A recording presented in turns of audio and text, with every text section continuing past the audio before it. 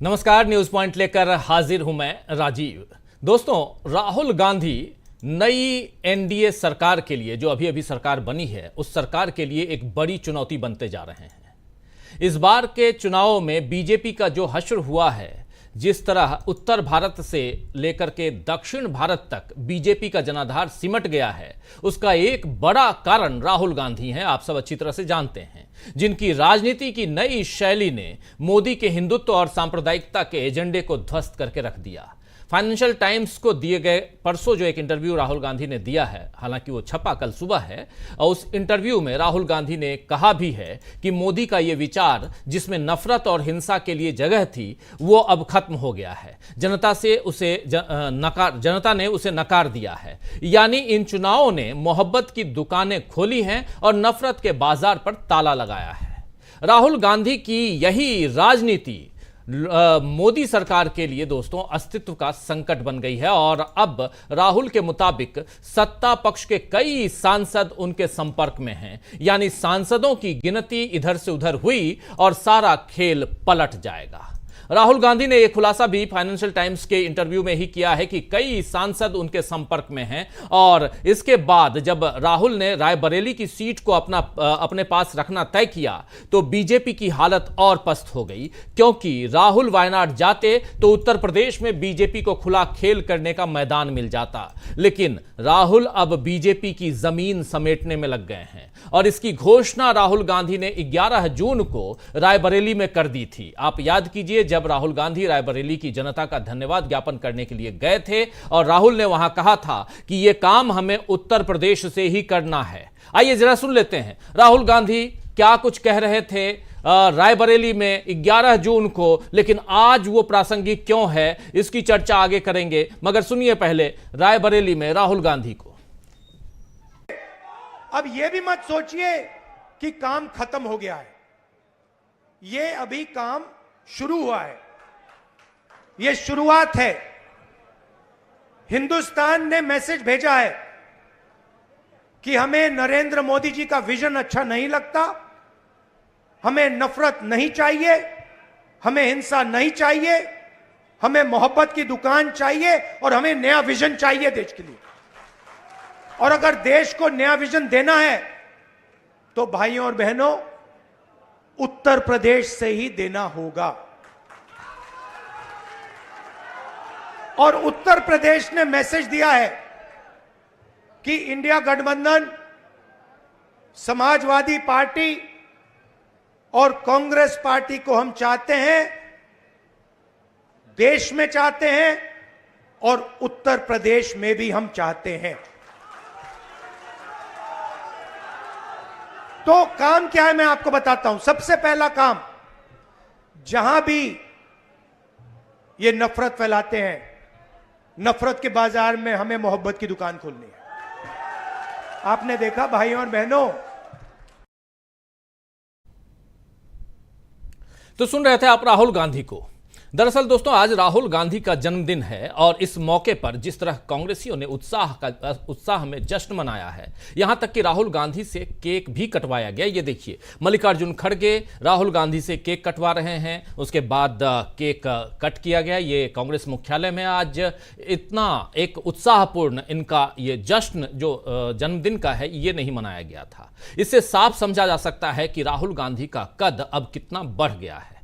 अखिलेश यादव ने जब राहुल गांधी को ट्वीट करके जन्मदिन की बधाई दी, तो राहुल गांधी ने जवाब में लिख दिया कि यूपी के 2 लड़के हिंदुस्तान की राजनीति को मोहब्बत की दुकान बनाएंगे। ये देखिए, पहले अखिलेश यादव लिखते हैं कि श्री राहुल गांधी जी को जन्मदिन की हार्दिक बधाई एवं शुभकामनाएं।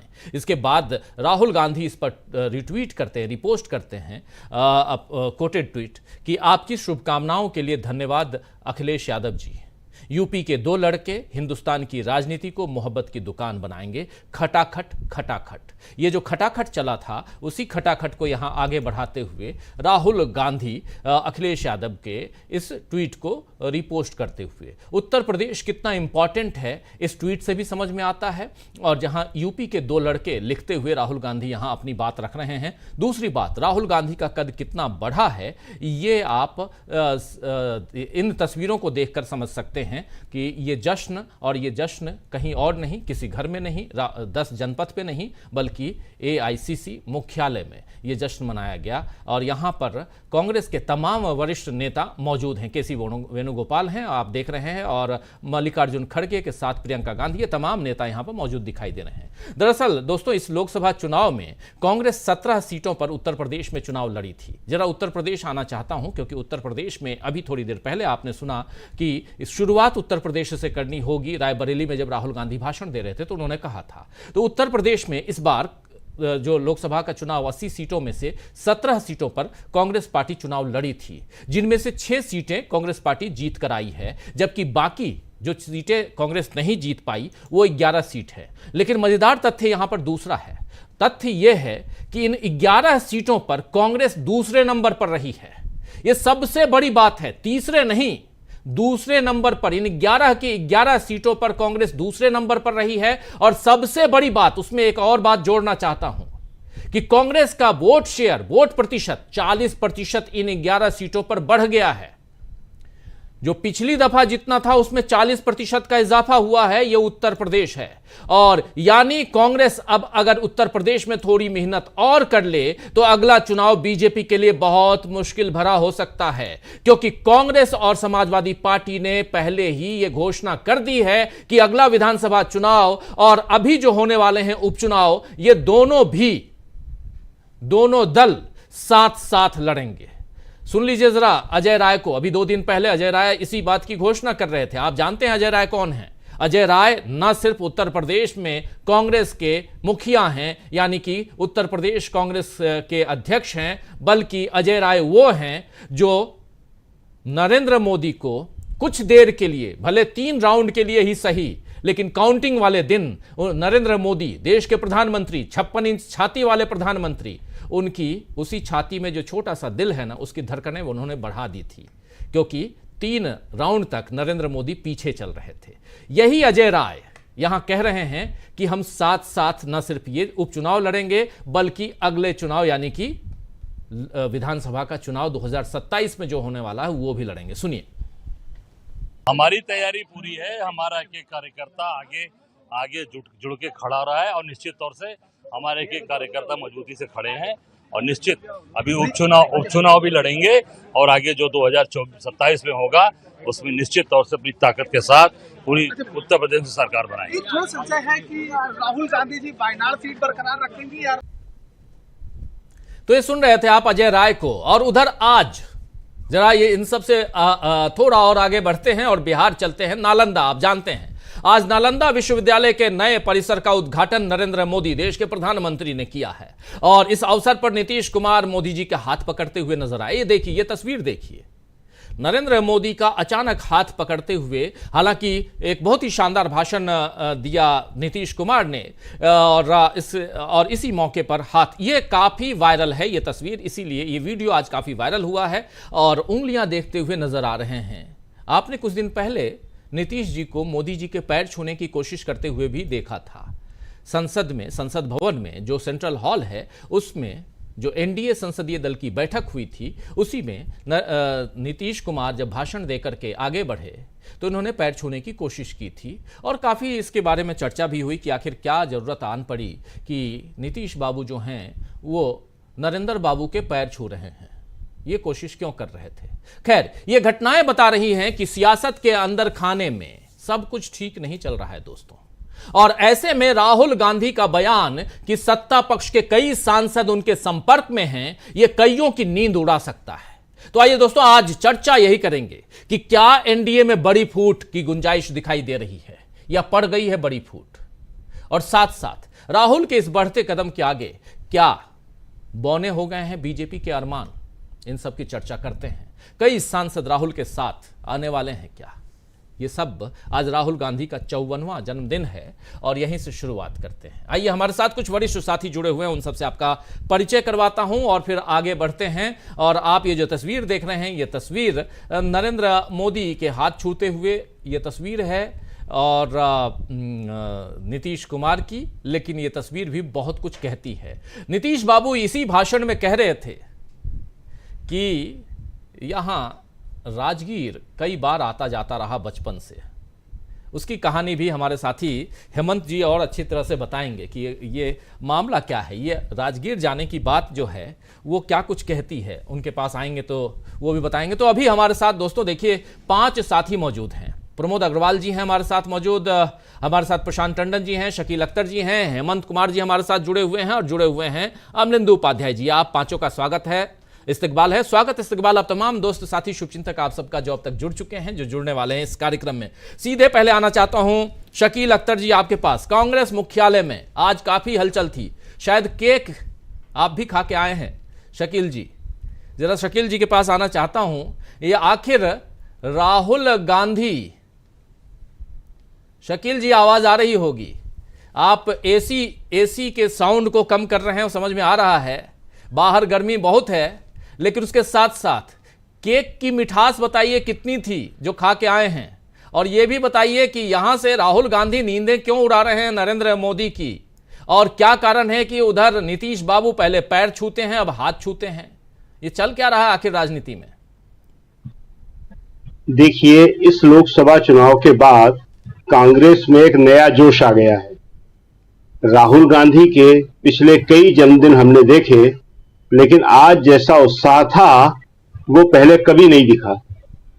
एआईसीसी में इससे पहले जो मीडिया हॉल है बहुत बड़ा, उसमें राहुल ने कभी केक नहीं काटा, न उनसे केक कटवाया गया, और एआईसीसी में भी कभी याद नहीं है कि राहुल का बर्थडे इस तरह मना हो।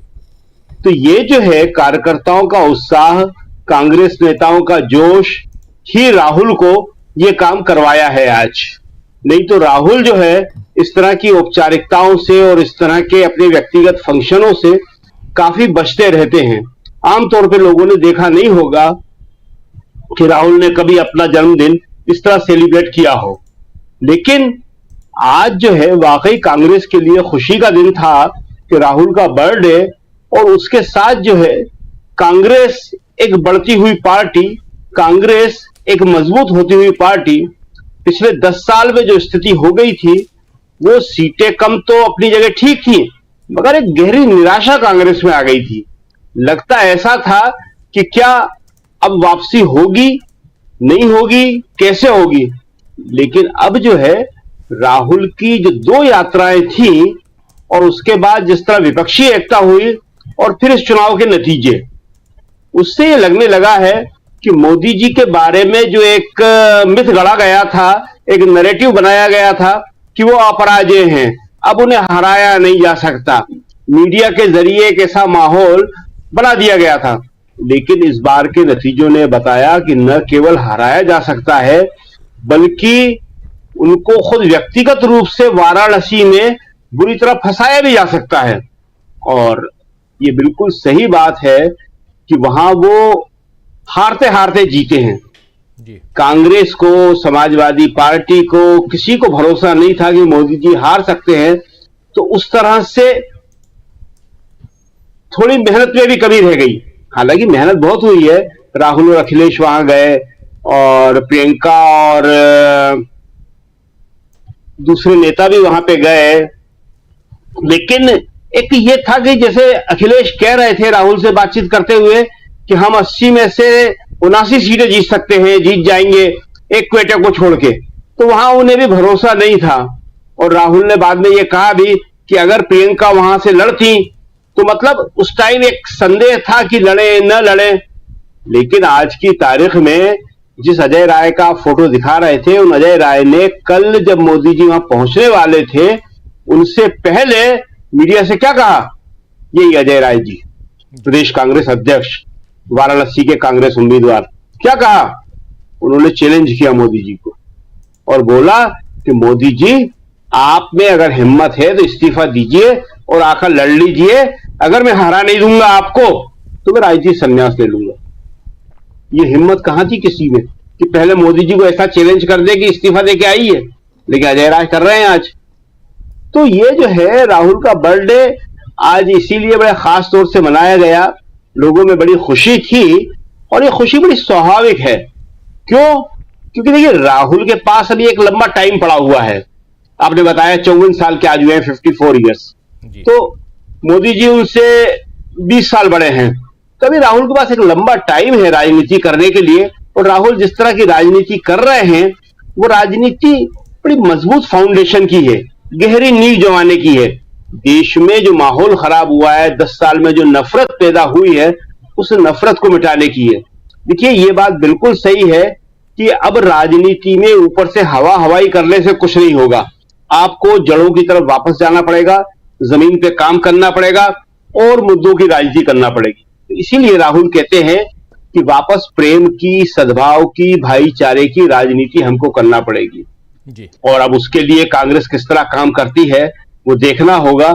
समाजवादी पार्टी के साथ यूपी में मिलकर काम करना कांग्रेस के लिए बहुत अच्छा रहेगा, और ये गठबंधन बना रहे, ये बहुत ही अच्छी बात रहेगी।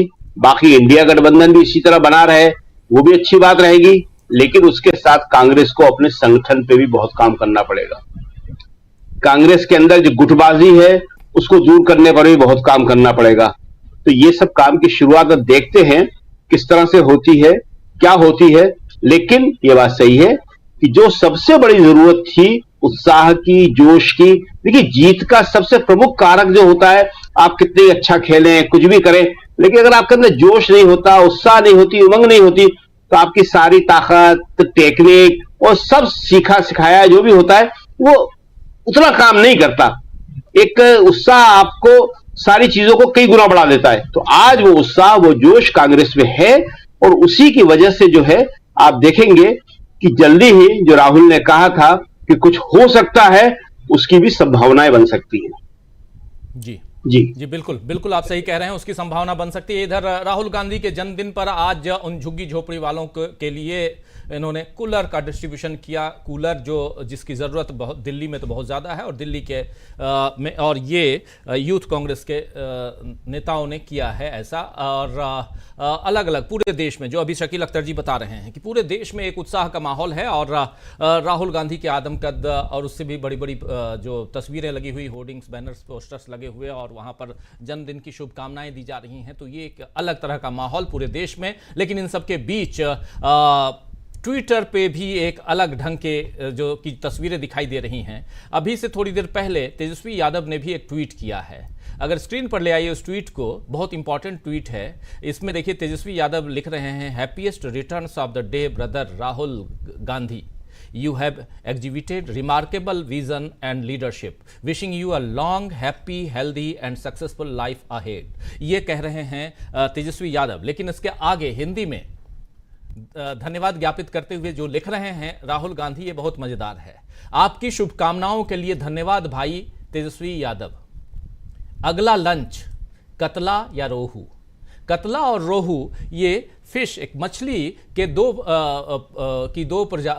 दो प्रकार हैं। प्रजाति एक ही है लेकिन दो प्रकार हैं, और कतला और रोहू लगभग एक ही प्रजाति की दो मछलियां हैं, और बंगाल और बिहार में इसको काफ़ी पसंद किया जाता है ये। लेकिन राहुल गांधी के लिखने का मतलब क्या है? जरा सबसे पहले प्रशांत टंडन जी आपके पास आना चाहता हूं, फिर हेमंत जी आपके पास भी आऊंगा, आपसे भी समझना चाहूंगा कि इसके क्या मकसद हैं राहुल गांधी का ये लिखना, और क्या यहां से एक दूसरी राजनीति शुरू होती है जिसकी तस्वीर यहां से दिखाई देती है, और जो नींदें खराब करके रखी हुई हैं सत्ता पक्ष की। प्रशांत जी। देखिए राजीव जी, राहुल गांधी हंसी मजाक में भी आइडियोलॉजिकल अटैक करते हैं बीजेपी और नरेंद्र मोदी पर। आपको याद होगा कि उन्होंने मटन, मछली जैसे तमाम सारी बातें जो है वो कही थी, और उसी का रेफरेंस यहाँ पे दिखाई दे रहा है। लालू यादव के साथ वो मटन बनाते हुए दिखाई दिए थे। मछली को उन्होंने इशू बनाया था क्योंकि हेलीकॉप्टर में खाना खाते वक्त तेजस्वी यादव मछली दिखा रहे थे, जिसको लेकर बहुत सोशल मीडिया पे हंगामा हुआ। और नवरात्र के पहले का वो फुटेज था, लेकिन वो नवरात्र के समय उसमें इशू बनाया गया। तो राहुल गांधी इसी पे अटैक कर रहे हैं बेसिकली, हंसी मजाक में, लेकिन चुटकुला वो चुटकी ले रहे हैं नरेंद्र मोदी से। लेकिन देखिए एक बड़े स्तर पे आप देखिए कि दो चीज़ें मैं डिस्कस करना चाहता हूँ 1-2 मिनट में। एक तो राहुल गांधी का बर्थडे है, और राहुल गांधी इस दौर के एक विलक्षण नेता हैं क्योंकि उन्होंने एक नया रास्ता दिखाया है राजनीति को। और वो नया रास्ता क्या है कि एक इलेक्टोरल स्ट्रेटजी का मामला है, और दूसरा वैचारिक लड़ाई का मामला है, और तीसरा मामला है कि जनता से संवाद कैसे हो। और इस पूरे दौर में राहुल गांधी मीडिया के द्वारा, खासकर जो टेलीविजन मीडिया के द्वारा, उनको एक विलेन के जैसा दिखाया गया। उनको बहुत एक अजीब सी एक इमेज बनाई गई। मैं उसके डिटेल में नहीं जाना चाहता हूँ, लेकिन राहुल गांधी लड़े उससे। और आप देखिए कि तस्वीरें आप पिछले कुछ वर्षों की आप देखिए राहुल गांधी की, कि मोटरसाइकिल ठीक कर रहे हैं, वो कुली के साथ हैं, वो बढ़ई के साथ हैं, वो भारत जोड़ो यात्रा में न जाने कैसे कैसे लोगों के साथ हैं। और अभी आप तस्वीर दिखा रहे थे कि कैसे जो है नरेंद्र मोदी बड़ा असहज हो गए, उनका हाथ पकड़ लिया नीतीश कुमार ने, तो थोड़ा असहज हो गए। अब आप देखिए कि राहुल गांधी कैसे लोगों के साथ घूम रहे थे। एक मुझे तस्वीर याद आ रही कि ग्रीस लगा हुआ है, वो कार मैकेनिक था, उसको गले लगा रहे। तो ये जो राजनीति राहुल गांधी ने शुरू की है, जो नेताओं को हम लोग बुलेट प्रूफ गाड़ियों के पीछे या ब्लैक कैट कमांडो से घेरा हुआ देखते थे जी, राहुल गांधी ने वो उसको तोड़ दिया। वो जनता के बीच में गए और सीधा संवाद स्थापित किया। एक तो ये बड़ी उपलब्धि राहुल गांधी की राजनीति की है कि उन्होंने सीधा जनता से संवाद स्थापित किया।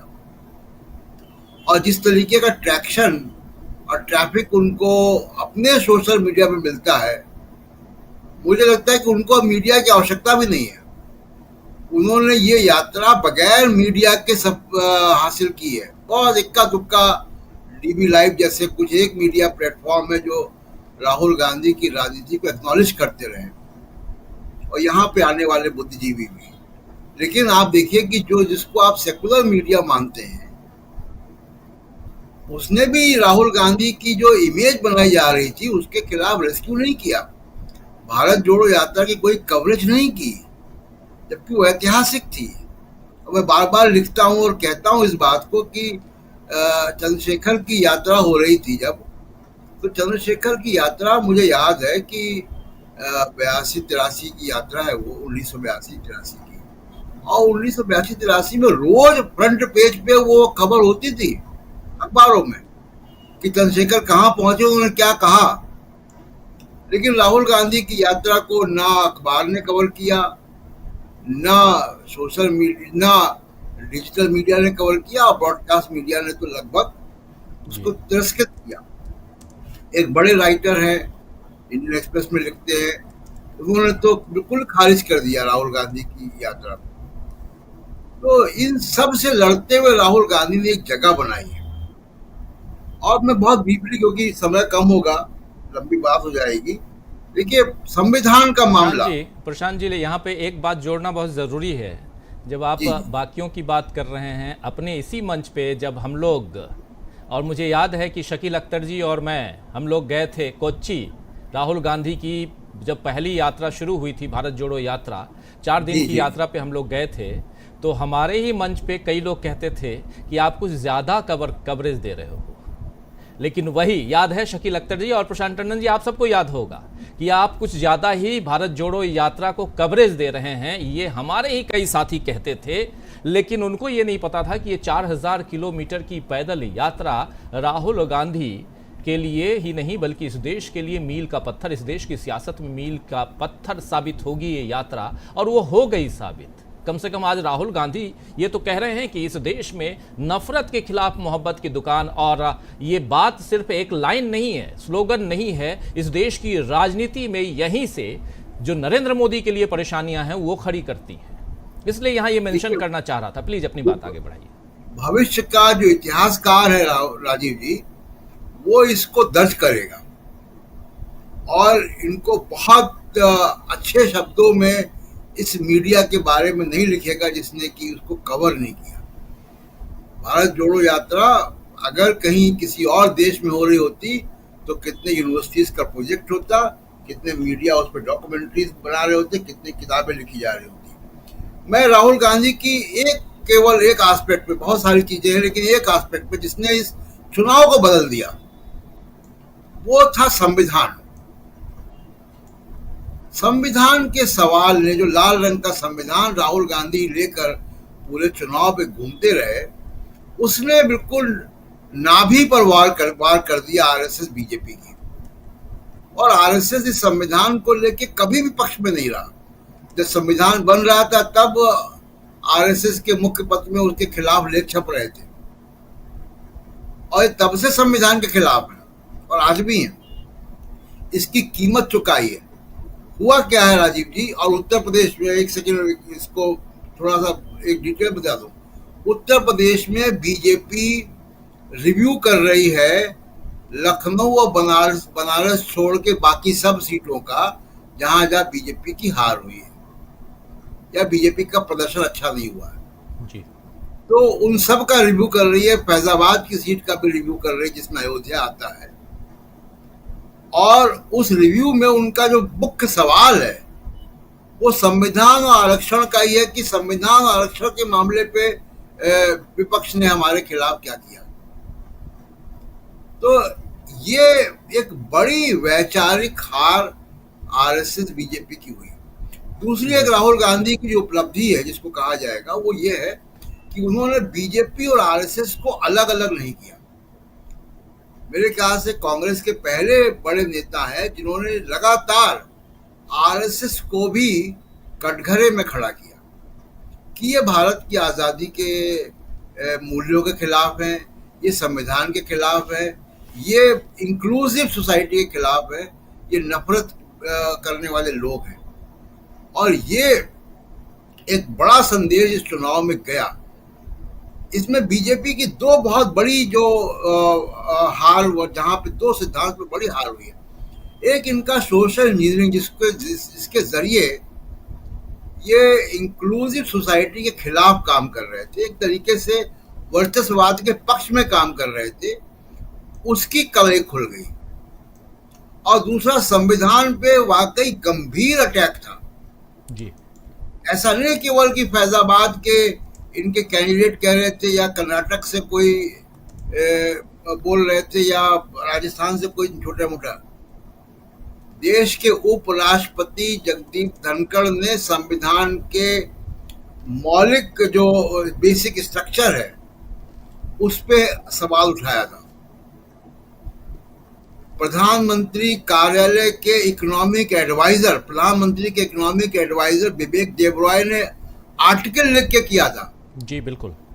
ये बहुत सीरियस अटेम्प्ट आरएसएस बीजेपी और नरेंद्र मोदी की तरफ से था कि संविधान को बदलना। ये मैसेज था, जनता ने इस मैसेज को पकड़ लिया और खासकर उस जनता ने जिसके अधिकार, वंचित समाज ने जिसके अधिकार जो है वो संविधान ही सुरक्षित कर सकता था। इन्होंने नफरत और सोशल इंजीनियरिंग, इन दो प्लैंक्स को राहुल गांधी ने पंक्चर किया है। अब इसी दिशा में काम करने की जरूरत है। अगले राउंड पाऊंगा तो महाराष्ट्र में जो आप कह रहे हैं एनडीए में बड़ी फूट, महाराष्ट्र के बारे में चर्चा करेंगे। जी बिल्कुल बिल्कुल। हमारे साथ जुड़ गए हैं सुनील शुक्ला जी। सुनील जी, आपका स्वागत करता हूं इस कार्यक्रम में। और दोस्तों, आप जानते हैं कि अभी कुछ दिनों बाद यानी अगले सोमवार से संसद का सत्र शुरू हो रहा है और 24 से 3 तारीख तक ये सत्र चलना है, यानी 3 जुलाई तक चलना है। लेकिन ये सत्र हंगामेदार होना है, ये तय मानिए, क्योंकि इसी सत्र में 2-3 महत्वपूर्ण चीजें हैं। पहली तो महत्वपूर्ण बात यह है कि स्पीकर का चुनाव होना है, और क्या इस बार डिप्टी स्पीकर का भी चुनाव होगा, और क्या एनडीए का स्पीकर होगा या सिर्फ और सिर्फ बीजेपी का स्पीकर होगा, या इंडिया गठबंधन वहां पर कुछ और करने जा रहा है। यह सब कुछ तो होगा ही, लेकिन इसके अलावा चुनाव जो बीता है उस चुनाव पर निगाहें टिकी रही विपक्षी दलों की, और उसमें चुनाव आयोग क्यों बिल्कुल विश्वास खो चुका है। और इसके अलावा एक महत्वपूर्ण बात कि क्या राहुल गांधी नेता प्रतिपक्ष बनेंगे। इन तमाम सवालों का जवाब देंगे इसी कार्यक्रम के बाद गौरव गोगोई। आप जानते हैं तीसरी बार वो जीत कर आए हैं और इस बार तो गौरव गोगोई को जो सीट मिली थी वो बहुत ही, कहा जाता है कि ऐसी सीट थी जहां से बहुत कम उम्मीद थी, जोरहाट बहुत कम उम्मीद थी और एक परिसीमन इस ढंग से किया गया कि गौरव गोगोई को फंसा दिया जाए, लेकिन गौरव गोगोई जीत कर आते हैं 1.5 लाख मतों से ज्यादा से। और उसके बाद गौरव गोगोई ने डीबी लाइव से चर्चा की है और अपनी बात रखी है। उसकी एक छोटी सी क्लिप आपको दिखाते हैं और इस कार्यक्रम के बाद, न्यूज पॉइंट के बाद, सीधे गौरव गोगोई का एक शानदार इंटरव्यू हम आप तक लेके आएंगे, वो देखिएगा। मगर एक छोटी सी क्लिप कुछ सवालों का जवाब देते हुए, और उसके बाद सीधा आना चाहता हूं हेमंत जी के पास में, और ये मछली की कहानी से शुरुआत करेंगे थोड़ा और समझेंगे कि ये क्या मछली आज भी जिंदा है, ईवीएम तो जिंदा है कि नहीं, उसकी चर्चा खूब हो रही है, मछली भी जिंदा है क्या, ये समझेंगे हेमंत जी आपसे। लेकिन पहले गौरव गोगोई, एक छोटी सी क्लिप। कि मुझे लगता है कि इस लोकसभा के नतीजों के साथ बहुत लोग मीडिया पर टिप्पणी उठा रहे हैं, बहुत लोग सरकार की नीतियों पर टिप्पणी उठा रहे हैं, बहुत लोग विपक्षी दल और वहाँ पे पुनर्जीवन जीवित होना उस पर अपनी राय रख रहे हैं। लेकिन कहीं ना कहीं केंद्रीय निर्वाचन आयोग को भी आत्ममंथन करने की जरूरत है। मैं तो चाहता हूं कि इलेक्शन कमीशन इस पूरे निर्वाचन में कितने ईवीएम खराब निकले, कितनों का part component, control unit, ballot unit खराब निकला, कितनों में गलत वोट पड़े, ये जानकारी हम उनको मिली है, कितने ईवीएम ने गलत टाइम, गलत डेट, गलत काउंटिंग, गलत रिजल्ट दिखाया, उसकी जानकारी दे। इतना महत्वपूर्ण वहां पे एक बात छेड़ी गई है, तो मुझे तो लगता है इलेक्शन कमीशन को इस पर ईमानदारी से अपना जो जिम्मेवारी है निभानी चाहिए। नहीं तो कल को जाके खुदा ना खास्ता सुप्रीम कोर्ट से दोबारा एक फटकारा आए। क्या क्या नहीं किया इस सरकार ने, हमारे अकाउंट फ्रीज किए, अब विभिन्न इंडिया अलायंस के मुख्यमंत्रियों को जेल में डाला, उप मुख्यमंत्री को जेल में डाला, हमें मीटिंग्स के परमिशन नहीं मिलते। भाजपा बार बार ये कहती है कि चर्चा करेंगे, चर्चा। जिस चर्चा का कोई परिणाम ना हो, जिस मुद्दे पर सरकार अपनी जिम्मेवारी नहीं जताती हो, जिस मुद्दे पर सरकार लोगों को स्पष्टीकरण नहीं देती, तो इसे कहते हैं कि सदन नहीं चल रहा। तो हमारा ये मांग रहेगा कि सरकार अपनी जिम्मेवारी देखे। कौन से मुद्दे पर जिम्मेवारी देखे? प्रधानमंत्री मोदी जी आज परीक्षा पे चर्चा करते हैं, मन की बात करते हैं, नीट पर चुप। दूसरी बात जो हम सदन में उठाएंगे वो मणिपुर की बात। भारत जोड़ो न्याय यात्रा से पूरे कांग्रेस पार्टी में एक नई ऊर्जा आई। वो पहली यात्रा इतनी सफल रही, इतनी ऐतिहासिक वो यात्रा थी कि हमने उनसे दोबारा गुजारिश की अब एक और यात्रा करें, और उन्होंने किया। तो गौरव गोगोई विभाग का इंटरव्यू ये देखेंगे आप इसी कार्यक्रम के तुरंत बाद, वो आप तक हम पहुंचाएंगे। लेकिन अभी इस कार्यक्रम को और आगे बढ़ाते हैं। आज राहुल गांधी का जन्मदिन है और राहुल गांधी अपने जन्मदिन पर केक काटते हुए नजर आए। और जैसा शकील अख्तर जी बता रहे थे कि पहली दफा ऐसा है कि राहुल गांधी AICC दफ्तर पहुंचे और मीडिया का जो पार्ट है जहां पर प्रेस कॉन्फ्रेंस करते हैं, वहां पर राहुल गांधी केक काटते हुए नजर आए और वहां मीडिया का जमावड़ा भी था और केक काफी पसंद आया। शकील जी को भी काफी पसंद आया ये केक, बता रहे थे। हम लोग थोड़ा वंचित रह गए, केक नहीं खा पाए। लेकिन इतना जरूर है कि राहुल गांधी इस केक की मिठास के साथ साथ एक मिठास और भेजने की कोशिश कर रहे हैं जो नींदें उड़ा रही हैं नरेंद्र मोदी की। इंटरव्यू दिए फाइनेंशियल टाइम्स में और इस इंटरव्यू में राहुल गांधी कहते हैं कि एनडीए के कई नेता जो हैं, कई सत्ता पक्ष के सांसद, वो हमारे संपर्क में हैं। यहां से एक परेशानी बढ़ती है और दूसरी तरफ अभी एक परेशानी और बढ़ा रहे हैं। कह रहे हैं कि अगला लंच रोहू या कतला, ये पूछ रहे हैं तेजस्वी यादव से। जरा हेमंत जी आपसे समझना चाहता हूं, इस देश की राजनीति में बहुत सारे कयास, देखिए अभी कयासों का बाजार गर्म है और उसमें सबसे बड़ी चीज कि सरकार रहेगी कि नहीं रहेगी, किसका स्पीकर होगा, किसका नहीं होगा, नीतीश बाबू का क्या रोल होगा, चंद्रबाबू नायडू का क्या रोल होगा, बहुत सारे सवाल यहां हैं। इन सवालों का जवाब रोज हम खोजने की कोशिश करते हैं, कुछ चीजें निकल के आती हैं उसके साथ साथ। लेकिन इन सब के बीच एक और बड़ी खबर आई कि राहुल गांधी रायबरेली रख रहे हैं और वायनाड छोड़ रहे हैं। प्रियंका गांधी को वायनाड का प्रत्याशी घोषित कर दिया गया, लेकिन उससे पहले राहुल गांधी जब जाते हैं रायबरेली और वहां पर जब भाषण देते हैं, उस भाषण के अंश को आप लोगों ने सुन लिया, जिसमें राहुल गांधी साफ साफ कह रहे हैं कि हमको इसकी शुरुआत उत्तर प्रदेश से करनी होगी। उसी समय लग रहा था कि रायबरेली ही रखेंगे राहुल गांधी। यूपी के दो लड़के कहकर के आज अपनी बात रख भी रहे हैं कि नफरत के बाजार में अगर मोहब्बत की दुकान खोलनी है, वो भी खटाखट, तो यूपी के दो लड़कों को एक साथ रहना होगा। ये तेजस्वी यादव ने जब बधाई दी है तब राहुल गांधी ने ट्वीट में अपनी बात रखी है। तो ये सब कुछ अगर रखा जाए, कैसे इसका जरा विश्लेषण आपके नजरिए से हम सुनना चाहते हैं और समझना चाहते हैं कि राजनीति किस दिशा में जाती हुई दिखाई देती है और 24 तारीख से हम क्या कुछ देखने वाले हैं। स्पीकर का पद जो है वो सबसे आगे है और उन सब के बीच नीतीश कुमार का रोल हाथ छूते हुए आप अभी देख रहे थे, पैर के बाद हाथ छूते हुए। लोग तो ये भी कह रहे हैं कि शायद वो ये टटोल के देख रहे हैं कि बायोलॉजिकल हैं या नहीं हैं। कैसे देखते हैं? धन्यवाद राजीव जी। आपने जो मछली की चर्चा की तेजस्वी यादव को लेकर के, तो बिहार में ये ऐसे मछली तो पूरे देश में ये उसको शुभ का ये प्रतीक माना जाता है, लेकिन बिहार में जब कोई मेजबान किसी को बुलाता है, किसी की मेजबानी करता है, तो अपने मेहमान के लिए अगर वो मांसाहारी है तो उसके लिए रेहू और कतला परोसा जाता है। ये राहुल गांधी का जो जवाब था वो एक तरह से तेजस्वी के साथ जो उनकी बॉन्डिंग है, उस बॉन्डिंग को, एक मजबूत जो बॉन्डिंग है, उस बॉन्डिंग को दिखाने वाली बात थी। और वही बात आप उधर अखिलेश के जो इसमें बधाई संदेश के जवाब में उन्होंने कहा है, उसमें भी वो बॉन्डिंग दिख रही है कि यूपी के दो लड़के, तो यूपी और बिहार इस देश की राजनीति में बहुत महत्व रखता है और दोनों ही जगह पर राहुल गांधी की जो बॉन्डिंग है तेजस्वी के साथ या अखिलेश यादव के साथ, ये बॉन्डिंग निश्चित रूप से मोदी जी को और बीजेपी को परेशान करने वाली बॉन्डिंग है। आज मोदी जी बिहार में थे, नालंदा विश्वविद्यालय के नए परिसर का वो उद्घाटन कर रहे थे, लेकिन उन्होंने जो कुछ बात कही उस पर अगर आप गौर करें, जैसे कि उन्होंने कहा कि किताबें जला देने से ज्ञान खत्म नहीं हो जाता है, ज्ञान का भंडार खत्म नहीं हो जाता है, लेकिन आप याद कीजिए कि मोदी जी ने क्या बिहार शरीफ में जो दंगे हुए थे, बहुत पुरानी बात नहीं है, और वहां पर जो मुगल कालीन पुस्तकालय को जला दिया गया था, पांडुलिपियां जला दी गई थी, उसमें मोदी जी की जुबान खुली थी। उस घटनाक्रम के बारे में कुछ नहीं कहा था उन्होंने। आज उम्मीद ये की जा रही थी कि जब नालंदा विश्वविद्यालय के नए परिसर का प्रधानमंत्री वहां उद्घाटन करने पहुंचे थे, तो कम से कम जो बहुत पुरानी मांग है और नीतीश जी लगातार इस मांग को मोदी जी के समक्ष कई मंचों पर उठाते रहे हैं कि पटना विश्वविद्यालय जो एक तरह से बहुत ही हिस्टोरिकल यूनिवर्सिटी है, उसको आप केंद्रीय विश्वविद्यालय का दर्जा दें, लेकिन इस पर प्रधानमंत्री जी ने कुछ नहीं कहा।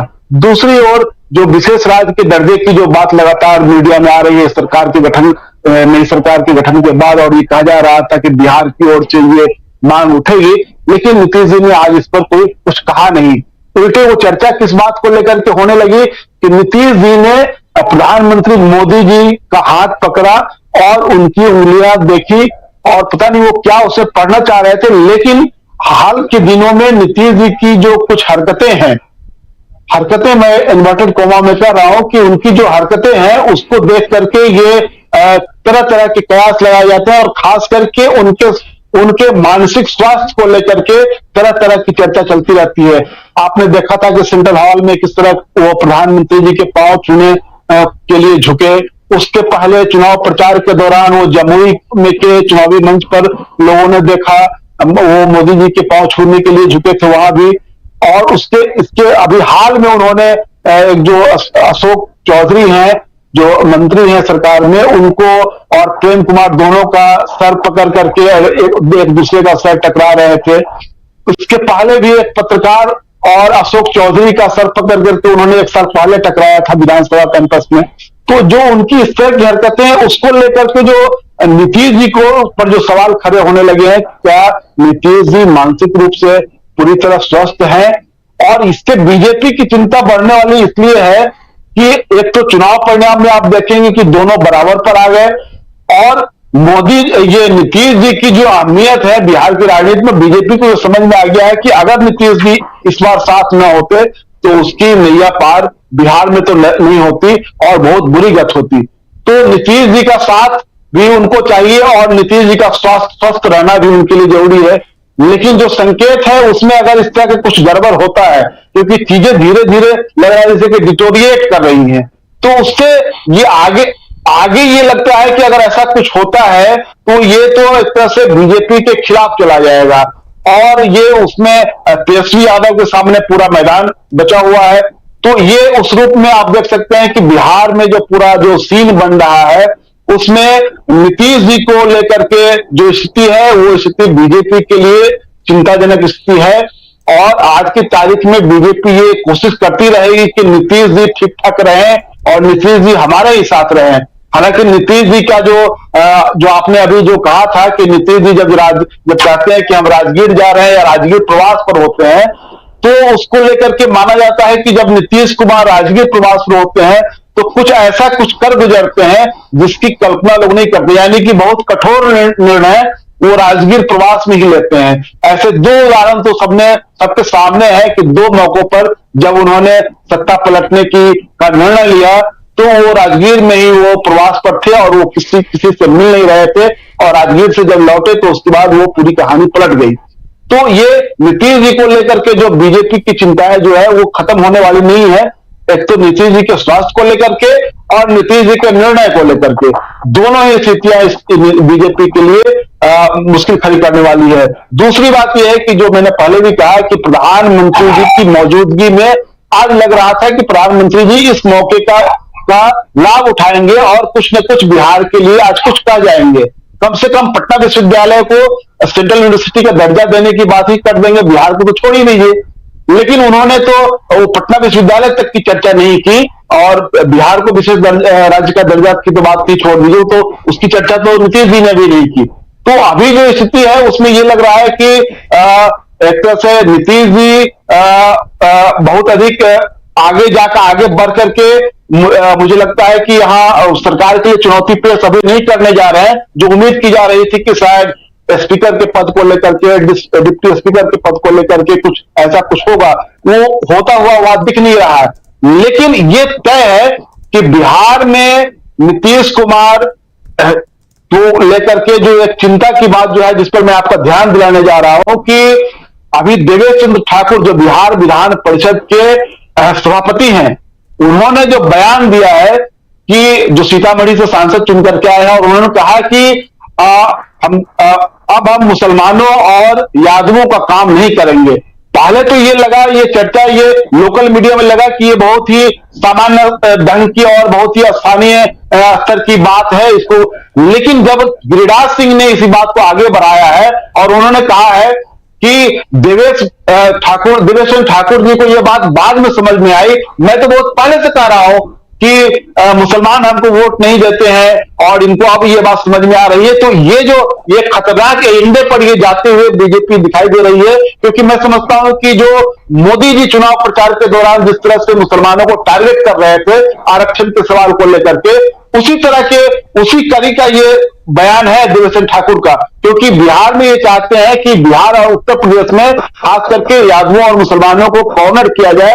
ये पॉलिटिकल टैक्टिक्स है और इसी लाइन पर वो उनका बयान देवेश ठाकुर का है और उसमें जो गिरिराज सिंह ने जो एड ऑन किया है वो उसी दिशा में जाता हुआ मुझे दिख रहा है। तो ये एक तरह से जातीय गोलबंदी के सवाल पर हो, यादवों और मुसलमानों को कॉर्नर करने का सवाल हो, दूसरी तरफ जो धार्मिक ध्रुवीकरण का सवाल है, इस एजेंडे को ये और आगे बढ़ाएंगे इनके लिए, क्योंकि ये जो अभी लव जिहाद वाला मामला, धर्म कांटा का सवाल जो लेकर के जो आ रहे हैं उसमें ईसाई और इसको मुसलमान को और दूसरे धर्म के लोगों को जोड़ करके बताते हैं कि जो धर्म कांटा हमारा कहां पहुंच रहा है। तो ये सब एजेंडा मुझे लगता है कि अलहदा नहीं है, बल्कि जो इनके भीतर जो पूरी जो तैयारी चलती है उसको एक तरह से एक्सप्लोर करते हैं, एक्सप्लोर करके चीजों को सामने लेकर के आते हैं और उस पर लोगों की प्रतिक्रिया ये जानने की कोशिश करते हैं। तो इनकी कोशिश ये है कि पूरा ध्रुवीकरण किया जाए और उसी दिशा में ये ले जाया जाए।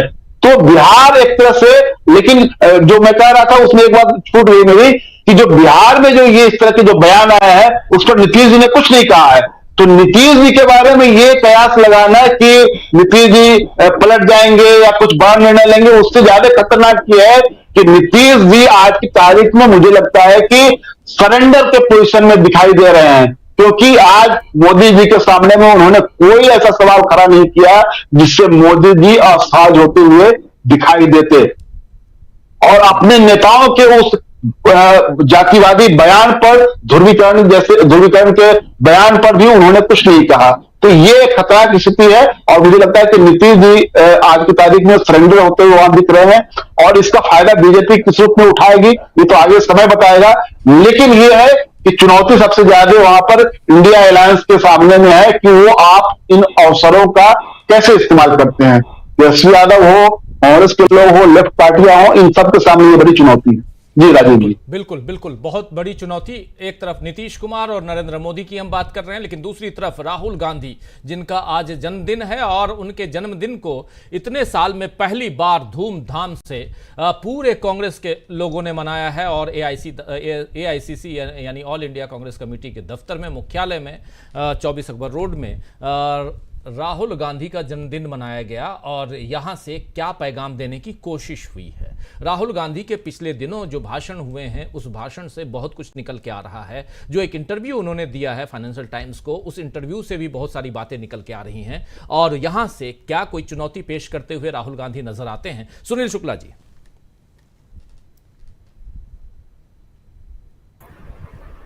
धन्यवाद राजीव जी। ये तो मोदी सरकार के ऊपर जो चुनौती है या चुनौतियां जो खड़ी करने की कोशिश है, वो केवल राहुल गांधी की तरफ से। इस देश में इस सरकार के खिलाफ अगर कोई राजनीतिक माहौल बनाने का प्रयास है या जो बनता हुआ दिख रहा है या इस सरकार को लोग घेर रहे हैं, उसमें केवल और केवल राहुल गांधी का प्रयास है।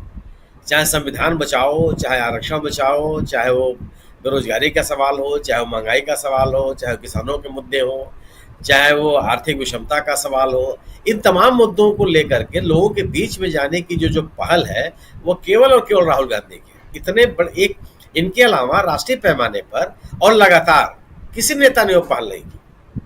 और यही वजह है कि राहुल गांधी की विश्वसनीयता, राहुल गांधी की जन स्वीकृति और राहुल गांधी की लोकप्रियता बढ़ी।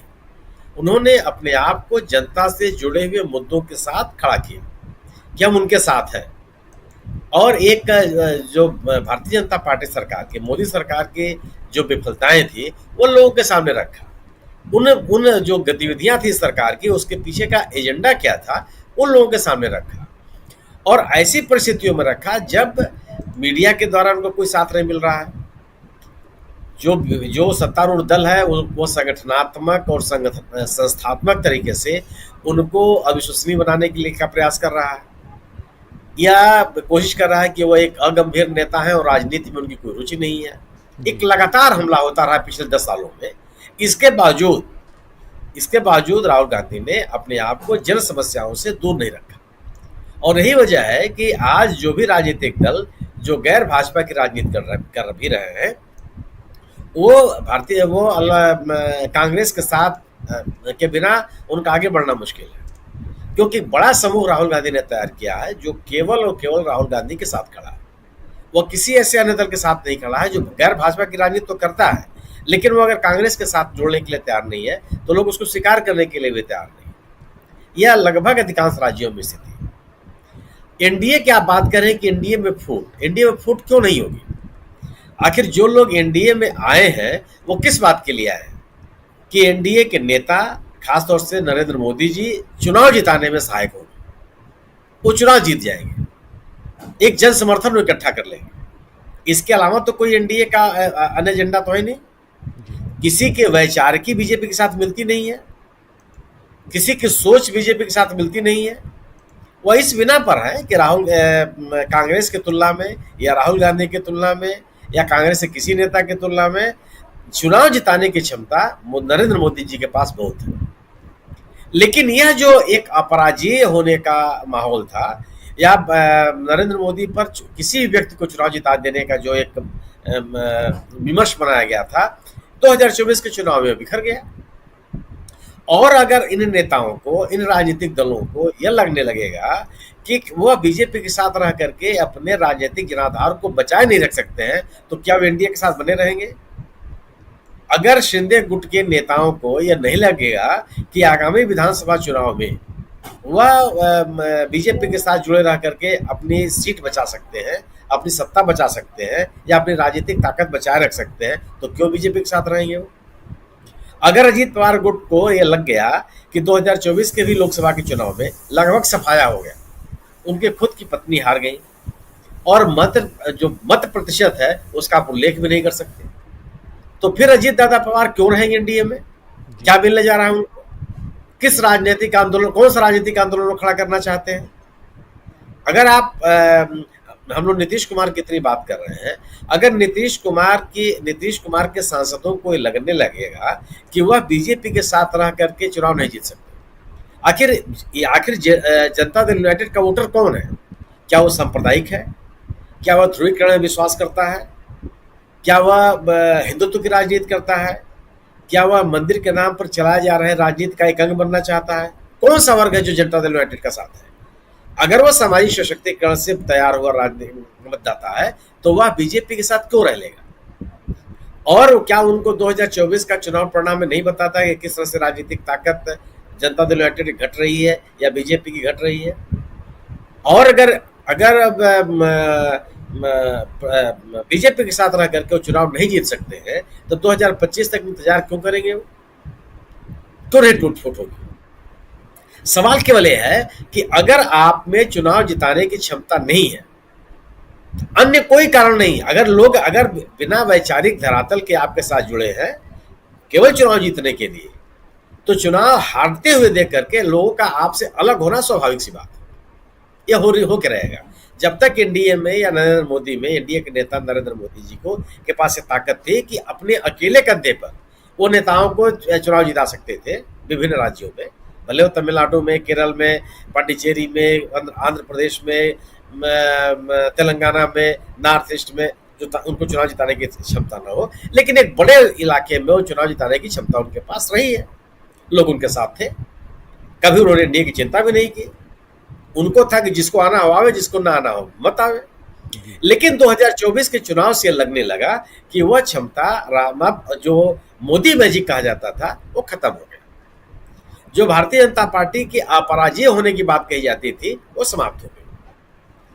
अब अगर टीडीपी यह कहती है कि हम 4% मुसलमानों को आरक्षण देंगे, हम मस्जिदों के मौलवियों को और मौलानाओं को पैसा देंगे, उनको तनख्वाह देंगे, हर शहर में, हर प्रमुख शहर में हज हाउस बनाएंगे, कब्रिस्तान बनाने के लिए अलग से जमीन देंगे, उनकी बाउंड्री बनाएंगे, और बीजेपी से सहमत नहीं है, तो ये साथ क्यों लंबा चलेगा? बिल्कुल। क्या बीजेपी उस एजेंडे का विरोध करने की स्थिति में है? और क्या उस विरोध को टीडीपी स्वीकार करने की स्थिति में है? बिल्कुल नहीं है। तो यह वैचार की जो सुविधाजनक अपनी सुविधाओं के लिए और राजनीतिक सहूलियतों के लिए बनी है, इसको बिखरने में कितना समय लगेगा? अगर आप अपने राजनीतिक हितों की पूर्ति होते हुए नहीं देख सकते तो स्वाभाविक सी बात है कि आप उस गठबंधन से अलग हो जाएंगे। और एक राजनीतिक दल को एक पॉलिटिकल स्पेस चाहिए होता है। क्या एनडीए के साथ रह करके, क्या इस सरकार के साथ रह करके जो पॉलिटिकल स्पेस किसी राजनीतिक दल को चाहिए वो उसको मिल पा रहा है? और क्या वो मिल पाएगा? जो राजनीतिक दल आपके साथ वैचारिक स्तर पर एकदम अलग अलग है, वो आपको पॉलिटिकल स्पेस क्यों देगा? कैसे संभव है? और उसके भरोसे, जिसके साथ आपकी वैचारिक समानता नहीं है, उसके भरोसे आप उस राज्य विशेष में अपनी राजनीति कैसे कर सकते हैं? कैसे संभव है? तो ये स्वाभाविक सा सवाल है कि राहुल गांधी की बढ़ती हुई लोकप्रियता और बीजेपी की तुलना में कांग्रेस ने इस देश के लगभग सभी राजनीतिक दलों के सामने बीजेपी को छोड़कर यह उदाहरण प्रस्तुत किया है कि उनका गठबंधन पूरे सम्मान के साथ चलेगा। वह किसी भी राजनीतिक दल के सामने उसके अस्तित्व का संकट नहीं पैदा कर रहा है। पिछले 10 सालों का अनुभव है, चाहे वो डीएमके के साथ उनकी राजनीति चल रही हो तमिलनाडु में, चाहे झारखंड मुक्ति मोर्चा के साथ राजनीति चल रही हो झारखंड में, और चाहे शिवसेना या उद्धव ठाकरे के साथ उनकी राजनीति चल रही हो महाराष्ट्र में। कोई ऐसा राज्य नहीं है जिस राज्य में इनका गठबंधन हो और उस गठबंधन में किसी तरह का विवाद पैदा हुआ। कितना पुराना यूडीएफ चल रहा है वहाँ? किस राजनीतिक दल ने केरल में कहा कि साहब कांग्रेस सबको खत्म करना चाहती है। आज कितने तरह की बातें उत्तर प्रदेश में कही जा रही है कि कांग्रेस बढ़ेगी और समाजवादी पार्टी खत्म हो जाएगी। एक अलग तरह का नैरेटिव बनाने का प्रयास किया जा रहा है। लेकिन दोनों पार्टियों के आपसी संबंधों में या आपसी समझ में कोई गिरावट तो नहीं आई, क्योंकि उनको ये पता है कि एक दूसरे के साथ रह करके ही वो अपनी राजनीति को आगे बढ़ा सकते हैं। समाजवादी पार्टी के पास निश्चित रूप से अपना संगठन है, लेकिन राजनीतिक विश्वसनीयता कांग्रेस के पास है। कांग्रेस से वो राजनीतिक विश्वसनीयता पैदा की है। जनता को विपक्ष के साथ जोड़ने का काम, विश्वास दिलाने का काम कांग्रेस ने किया, राहुल गांधी ने किया।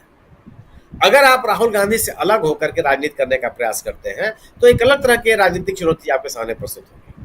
इस बात की समझ का समाजवादी पार्टी के पास है।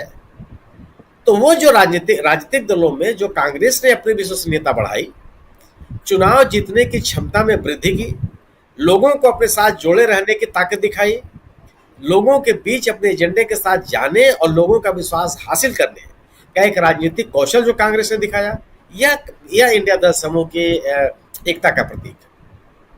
एकता का वो उनके साथ और गंभीरता से साथ जुड़े रहेंगे और उनको यह लगने लगा कि वह बीजेपी को चुनौती दे सकते हैं, बीजेपी को हरा सकते हैं। और दूसरी तरफ एनडीए में लगने लगा है कि वह बीजेपी के साथ रह करके अपनी राजनीतिक ताकत को बढ़ाना छोड़ दीजिए, बचाए रखना उनके सामने बड़ा सवाल है। बिल्कुल। तो राहुल गांधी के रूप में एक ऐसा नेता सामने आया जिसने जन विश्वास हासिल किया, जिसने इस कांग्रेस के खिलाफ लड़ने की क्षमता दिखाई और लोगों के बीच अपनी लोकप्रियता और अपनी विश्वसनीयता बनाई। दूसरी तरफ भारतीय जनता पार्टी ने अपराजय होने का जो अपना एक विमर्श था, उसको खंड खंड होते हुए सबके सामने रखा। मेरा अपना मानना है कि राहुल गांधी की लोकप्रियता का जो मुख्य आधार है वह है केवल जनता के सवालों के साथ जुड़े रहना और उसके साथ लगातार संघर्ष करते रहना। यह उनकी ताकत है और यही उनकी ताकत भारतीय जनता पार्टी के सामने चुनौती है। और भारतीय जनता पार्टी के सामने यह भी चुनौती बन गई है कि अब उसमें चुनाव जिताने की इतनी क्षमता नहीं रह गई कि आप आंख बंद करके विश्वास कर लें कि आप चुनाव जीते ही जाएंगे। अब विमर्श होने लगा है कि फला किन कारणों से हार गए। अरे क्यों विमर्श हो रहा है? आप तो मोदी की गारंटी पे चुनाव जीतने के लिए निकले थे। आप तो मोदी के चेहरे पर आप मोदी जी कह रहे थे कि मैं भी हूं, आपका वोट की आप उम्मीदवार को मत देखिए, आपका वोट मुझको मिलने जा रहा है। तो फिर अब किस बात की व्याख्या की जा रही है कि विभिन्न राज्यों में पार्टी क्यों हार गए, उन कारणों की तलाश क्यों की जा रही है? यह क्यों नहीं स्वीकार किया जा रहा है कि यह मोदी की हार है? मोदी की गारंटी को समाज के द्वारा खारिज किया जाना है। सरकार के नीतियों के खिलाफ लोगों का एक जन आक्रोश है। साफ शब्दों में इसको स्वीकार कीजिए आप। अगर आप इसको स्वीकार नहीं कर रहे हैं, गोया कि आप ये तो स्वीकार ही कर रहे हैं कि एनडीए की अपनी ताकत पर और एनडीए के नेता नरेंद्र मोदी की ताकत पर चुनाव नहीं जीता जा सकता। और यह बढ़ता हुआ जो विमर्श है वह एनडीए में बिखराव का सबसे बड़ा कारण है। जी बिल्कुल ये बिखराव का कारण और लगाव का जो कारण है वो उधर उत्तर प्रदेश में यूपी के दो लड़के खटाखट की बात हो रही है और दूसरी तरफ बिहार में मछली पे चर्चा हो रही है। अभी मछली पे चर्चा ये हुई कि तेजस्वी यादव ने विश किया राहुल गांधी को, जन्मदिन की बधाई दी और राहुल गांधी ने कहा कि अगला लंच कतला या रोहू। लेकिन उसके बाद फिर तेजस्वी यादव ट्वीट करते हैं, लिख रहे हैं निश्चित भाई, कतला फ्राइड और रोहू झोर, यानी कि ग्रेवी के साथ में रोहू मछली और कतला फ्राइड हम खाएंगे। ये इन्होंने तेजस्वी यादव ने दावत दे दी है। तो ये आप देखिए कि एक चर्चा उधर भी चल रही है और यही छोटी छोटी चीजें लेकिन क्या ये परेशान कर रही हैं नरेंद्र मोदी को। प्रमोद अग्रवाल जी। राजीव जी, मुझे लगता है कि नरेंद्र मोदी टेस्ट मैच खेलते खेलते अचानक से 2020 में उतार दिए गए। उनको 5-5 साल की सरकारें चलाने का और बहुमत से चलाने का बड़ा अनुभव है, लेकिन 2020 खेलने का अनुभव नहीं है। और कभी नीतीश जी उनके हाथ पांव देख रहे हैं और कभी उनका विपक्ष उनको मछलियां दिखा रहा है। मछलियां तो दिखाई गई हैं, शारीरिक मछली भी दिखाई गई है। इस बार वो ताकत दिखाई गई है जो लोकतंत्र के लिए अच्छे अच्छों को पानी भरवाती है। यूपी ने निश्चित रूप से बहुत बड़ा मैंडेट दिया है और मैं मानता हूं कि कांग्रेस को और उनके सहयोगियों को अब इस चुनाव के दौर से बाहर निकलना चाहिए और आने वाले कल की बहुत ज्यादा तैयारी करनी चाहिए, क्योंकि जैसा कि मैं देख रहा हूं कि कुछ उपचुनाव होने हैं और कुछ राज्यों में चुनाव होने हैं, वहां पर बीजेपी ने तैयारियां शुरू कर दी हैं फिर से। आपको भी उसी तैयारी से जाना पड़ेगा जिस तैयारी से आप लोकसभा में गए थे। यह अच्छा हुआ है इस देश में कि पहली बार बीजेपी उस पिच पर खेल रही है जिस पर विपक्ष उसको खिलाना चाह रहा है। नहीं तो पिछले 10 सालों में ऐसा ही होता आया था कि विपक्ष उस पिच पर खेलता था जिस पर बीजेपी खिलाना चाहती थी। और अयोध्या ने जो बैट्समैन दिया है विपक्ष को ये 2020 खेलने के लिए, उस बैट्समैन का बहुत ज्यादा उपयोग किया जाना चाहिए।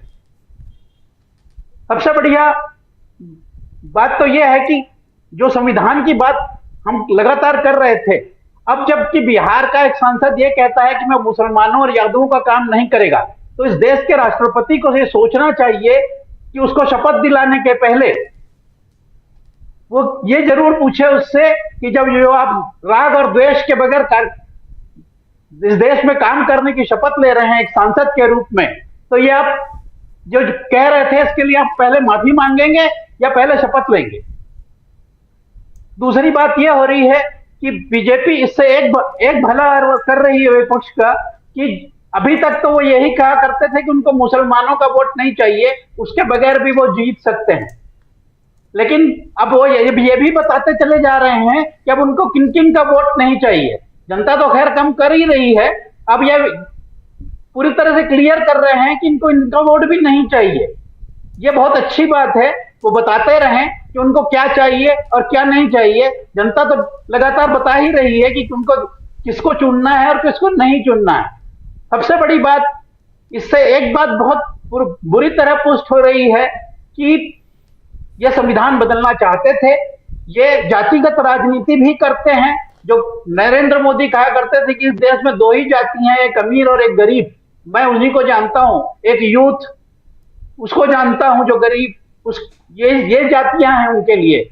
यादव, मुसलमान या हिंदू जातियां नहीं हुआ करती थी, अब हो रही हैं, क्योंकि हिंदुओं ने पहली बार बताया है कि आप जिस छड़ी से हिंदू को हाँकना चाहते हो वो अलग। भाजपाई हिंदू बने नहीं रहना चाहता, वो हिंदू बने रहना चाहता है जिसने दुनिया को सबसे बड़ा प्रजातंत्र सौंपा है।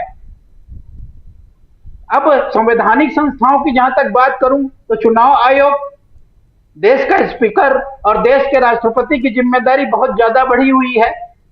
इन तीनों को तय करना है कि जो लोग संविधान विरोधी बातें करके सदन में आ रहे हैं उनको नियंत्रित कैसे करना है, उनके बारे में क्या बोलना है और क्या नहीं बोलना है। उनको ये देश के राष्ट्रपति को निश्चित रूप से बहुत बड़ी जिम्मेदारी सौंपी गई है और उसको इस बात को समझना चाहिए कि उसकी चुनी हुई सरकार में कैसे कैसे लोग आ रहे हैं। वो आपको याद होगा, रमेश बिधूड़ी जी कटुआ और आतंकवादी कहते थे सांसद को, और अब पूरी की पूरी जनता को आप ये कह रहे हो कि आपने वोट नहीं दिया है तो मुझे आपका काम नहीं करना है। मतलब आप मान के चल रहे हैं कि नरेंद्र मोदी सिर्फ 35% लोगों के प्रधानमंत्री हैं इस देश में, 65% को पूरे इस कार्यकाल में दुख झेलने हैं, संविधान विरोधी कार्यों को झेलना है। इस देश की जनता को बहुत अच्छे से समझ लेना चाहिए कि ये सरकार इसलिए बनाई गई है कि वो सिर्फ दमन करे, शमन करे और पोषण करे उन लोगों का जो इस सरकार के इलेक्टोरल बॉन्ड के जरिए चंदा देते हैं। राजीव जी जी बिल्कुल आप सही कह रहे हैं कि एक तरफ नरेंद्र मोदी और उनके दम पर चुनाव लड़ते हुए उनके साथी सहयोगी, ये हम लोगों ने देख लिया, और दूसरी तरफ विपक्ष है और विपक्ष अपनी मजबूती दिखा रहा है ये, और उसमें भी राहुल गांधी एक अलग नेता के रूप में स्थापित हो गए हैं और यहाँ से चाहे तेजस्वी यादव हों, चाहे अखिलेश यादव हों, चाहे एमके स्टालिन हो, आज देखिए राहुल गांधी के इस जन्मदिन की शुभकामनाओं के लिए जितने उनके पास, उनके ट्विटर हैंडल पर जाकर आप देखिए जितने मैसेजेस आ रहे हैं, और उसमें एक इन लोगों के बीच जो आपसी लगाव है, इन तमाम नेताओं के बीच, वो साफ दिखाई देता है। जरा अमलेंदु जी आपके पास आना चाहता हूं, आपसे भी समझूं कि यहां से जरा राहुल गांधी एनडीए में बड़ी फूट, अब जरा इस पे आ जाएं और ये चर्चा हम थोड़ा जल्दी करें। 8:30 बजे तक कार्यक्रम खत्म करेंगे और उसके तुरंत बाद गौरव गोगोई का आप इंटरव्यू देखेंगे, एक शानदार इंटरव्यू जिसमें उन्होंने बहुत सारी बातों पर, चुनाव के दौरान क्या कुछ हुआ, ईवीएम की घटना से लेकर चुनाव आयोग और उसके अलावा आगे क्या रणनीतियां हैं और कैसे घेरने की तैयारी में इंडिया गठबंधन है, और क्या Rahul Gandhi leader of opposition यानी नेता प्रतिपक्ष होंगे या गौरव गोगोई होंगे। इन तमाम सवालों का जवाब आप सुनेंगे गौरव गोगोई से। खुद आप जानते हैं गौरव गोगोई तीसरी बार सांसद चुन के आए हैं और जोरहाट से इस बार सांसद चुन के आए हैं और उनके सामने डायरेक्टली चुनाव तो नहीं लड़ रहे थे हिमंता विश्व शर्मा, लेकिन हर तरह से वहां पर वो मौजूद रहे पूरे चुनाव भर, लेकिन जीत कर आए 1.5 लाख से ज्यादा मतों से गौरव गोगोई। चलिए उनके इस इंटरव्यू को आप देखेंगे अभी से थोड़ी देर बाद 8:30 बजे, लेकिन उससे पहले इस चर्चा को हम खत्म करना चाहते हैं और जल्दी से आगे बढ़ते हैं। अमलेंदु उपाध्याय जी, कैसे देखा जाए राहुल गांधी और विपक्ष के तमाम नेता और उनके सामने सत्ता पक्ष जो रोज सांसें गिनता हुआ दिखाई देता है? राजीव जी, एक तो ये है कि ये रोहू वो मछली जो कतला जो चल रहा है, इसके बीच में कांटा कौन सा जो है वो ये देखना पड़ेगा कि कांटा जो है वो कौन लपकता है, क्योंकि कांटे भी बिछाए जा रहे हैं, क्योंकि मछली बिना कांटे के तो पकड़ ही नहीं जा सकती राजीव जी। तो इंडिया गठबंधन ने कांटे कौन से फेंके हैं जिसको जो है एनडीए लपकेगा, ये देखना होगा राजीव जी। मुझे लगता है कि मछली के जरिए बहुत सी चीजें जो है संकेतों में कही जा रही है, और ये मछली जो है ये किसी के गले में अटक भी सकती है राजीव जी। ये कुल मिलाकर के इसको आप इस तरीके से समझ सकते हैं। दूसरी बात यह है राजीव जी कि देखिए चुनाव के बाद एनडीए में लगातार फूट की खबरें आ रही हैं, लगातार ये बातें आ रही हैं कि कोई मंत्री पद मांग रहा था, कोई कह रहा था कि तब हमारे तो 7 सांसद जीत कर के आए हैं, हमको एक राज्य मंत्री ने दिया, फला एक ही व्यक्ति जीत के आया, उसको आपने केंद्रीय मंत्री दे दिया। कोई बता रहा है कि साहब हम तो जो है इतने बड़े नेता हैं और हम जो है आपकी कैबिनेट में शामिल नहीं होंगे अगर हमको उतना बड़ा नेता आप नहीं रखेंगे। इस तरह की चीजें हमने एनडीए के अंदर देखी, लेकिन विपक्ष में खासतौर से इंडिया गठबंधन में राजीव जी अभी तक हमने कोई डिसेंट स्वर जो है वो नहीं सुने हैं कि एक दूसरे के खिलाफ किसी भी तरीके से कोई ये असहमति के स्वर जो है देखने को मिले हों। यहाँ तक कि जो एक तरीके से कहा जाए तृणमूल कांग्रेस थी, वो जो अलग चुनाव लड़ी थी इंडिया गठबंधन से, जो गठबंधन के मतलब सीटों का उसका शेयरिंग नहीं हुआ था, उसके नेता भी एक सुर में वही बातें कहते हुए नजर आ रहे हैं जो राहुल गांधी कह रहे हैं, इंडिया गठबंधन के दूसरे लोग कह रहे हैं।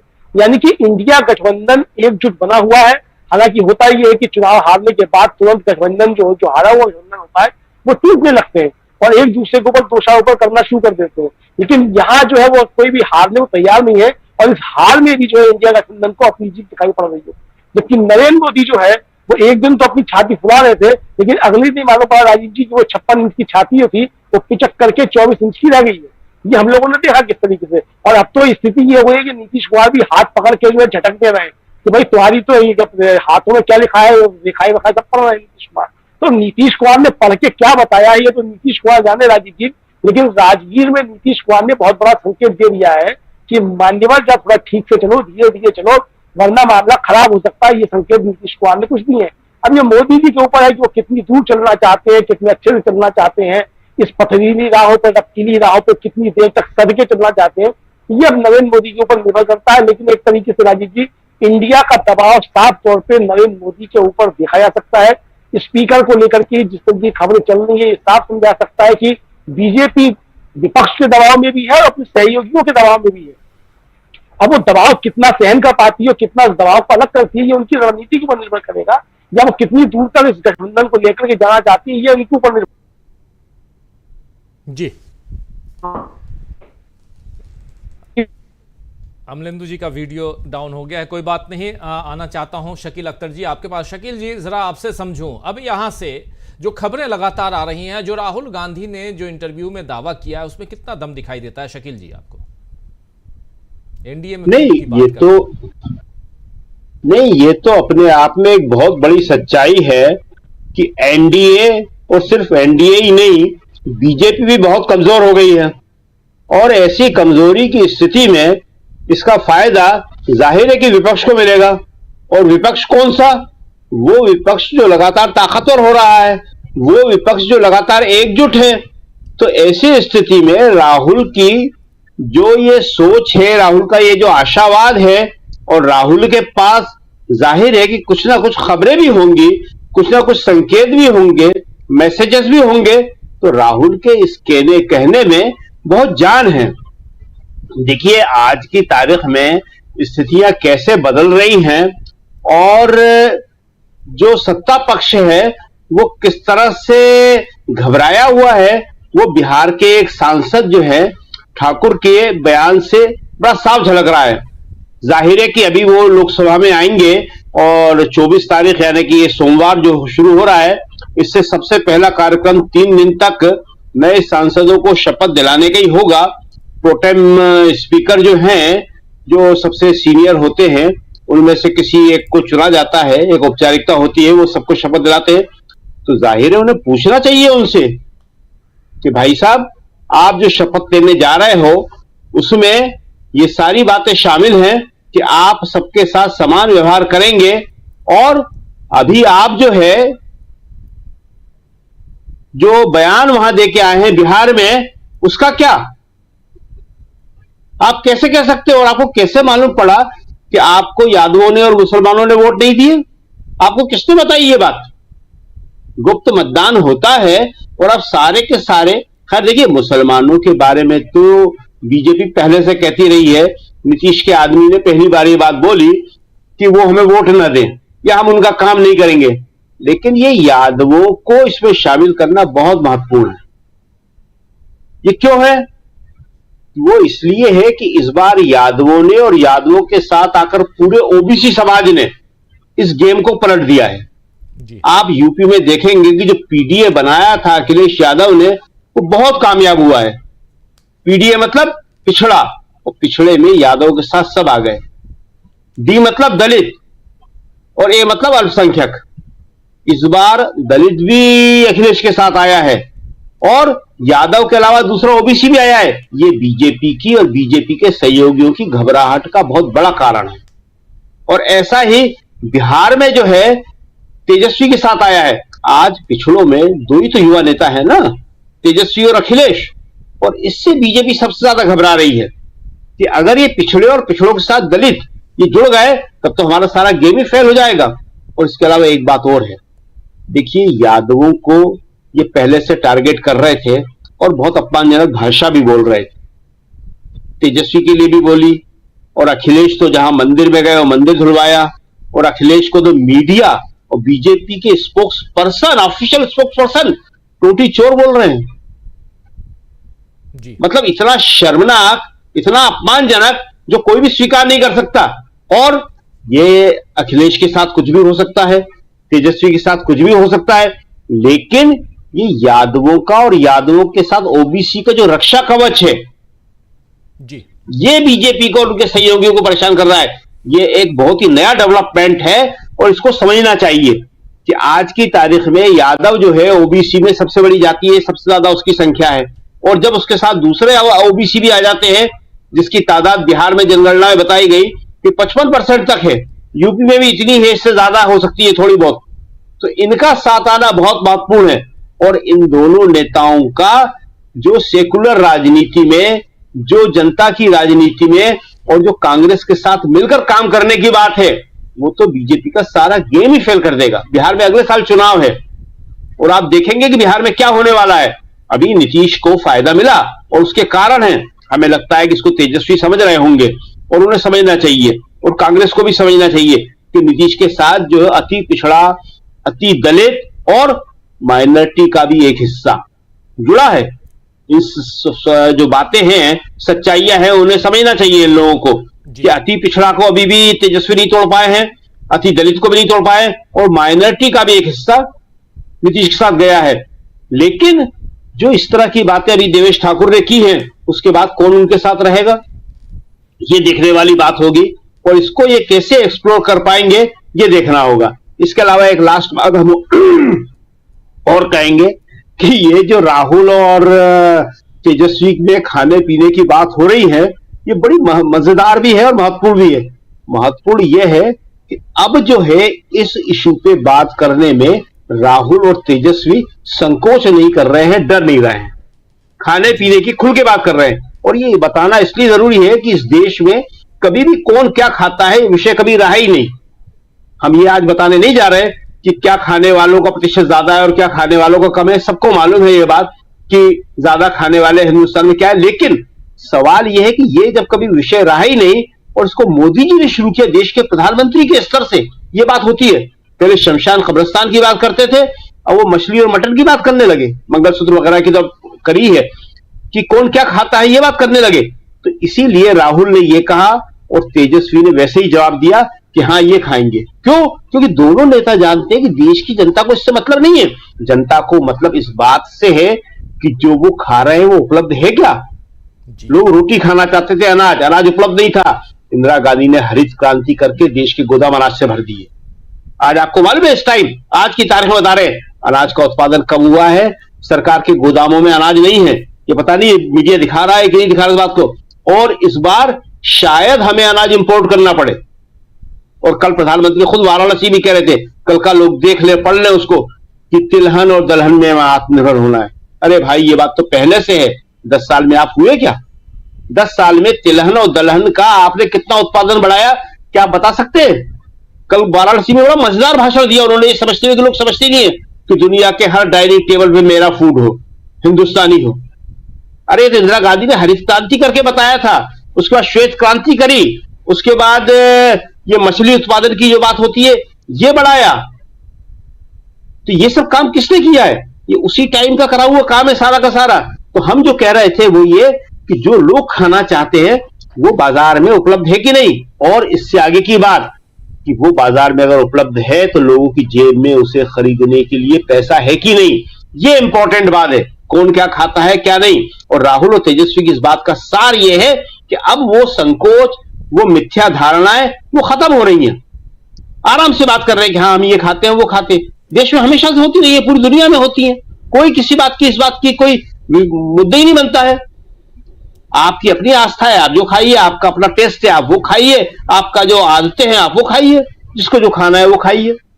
तो ये बात जो है ये बदलती हुई राजनीति की है और समाज के बदलने की है। समाज वापस उस दिशा में जा रहा है जब देश में ये सब चीजें चर्चा का विषय नहीं होती थी। चर्चा का विषय होता था गरीबी, बेरोजगारी, लोगों का आगे बढ़ना, बच्चों को अच्छी शिक्षा, लोगों को अच्छा स्वास्थ्य, और वो राजनीति वापस आ रही है। और राहुल जब ये कहते हैं बार बार कि मोहब्बत की दुकान, तो मोहब्बत में सब कुछ आ जाता है, इंक्लूसिवनेस भी आ जाता है, सबके मिलने जुलने की बात भी आ जाती है।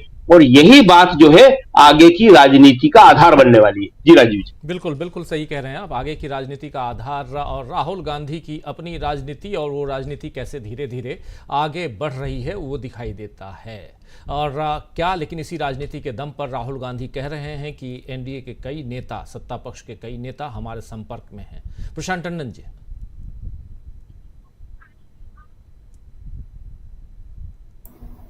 देखिए, महाराष्ट्र अब जो है अगला जो है वो बनने जा रहा है और बहुत वहां पे नाराजगी है। बीजेपी के अंदर एनसीपी पवार को लेकर बहुत विद्रोह है।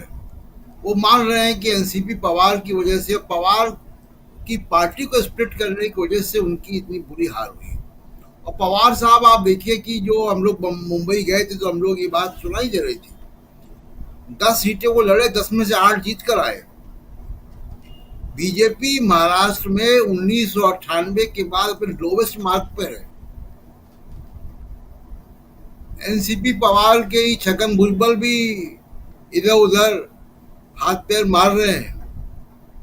वो चाह रहे थे कि उनको मंत्रालय मिला नहीं। तो वहाँ पे बहुत जो है महाराष्ट्र में जो है बगावत जो है वो हो रही है। एनसीपी अजीत पवार पहले होंगे जो इस गठबंधन से बाहर निकलेंगे या उनमें खटास पैदा ऑलरेडी हो गई है।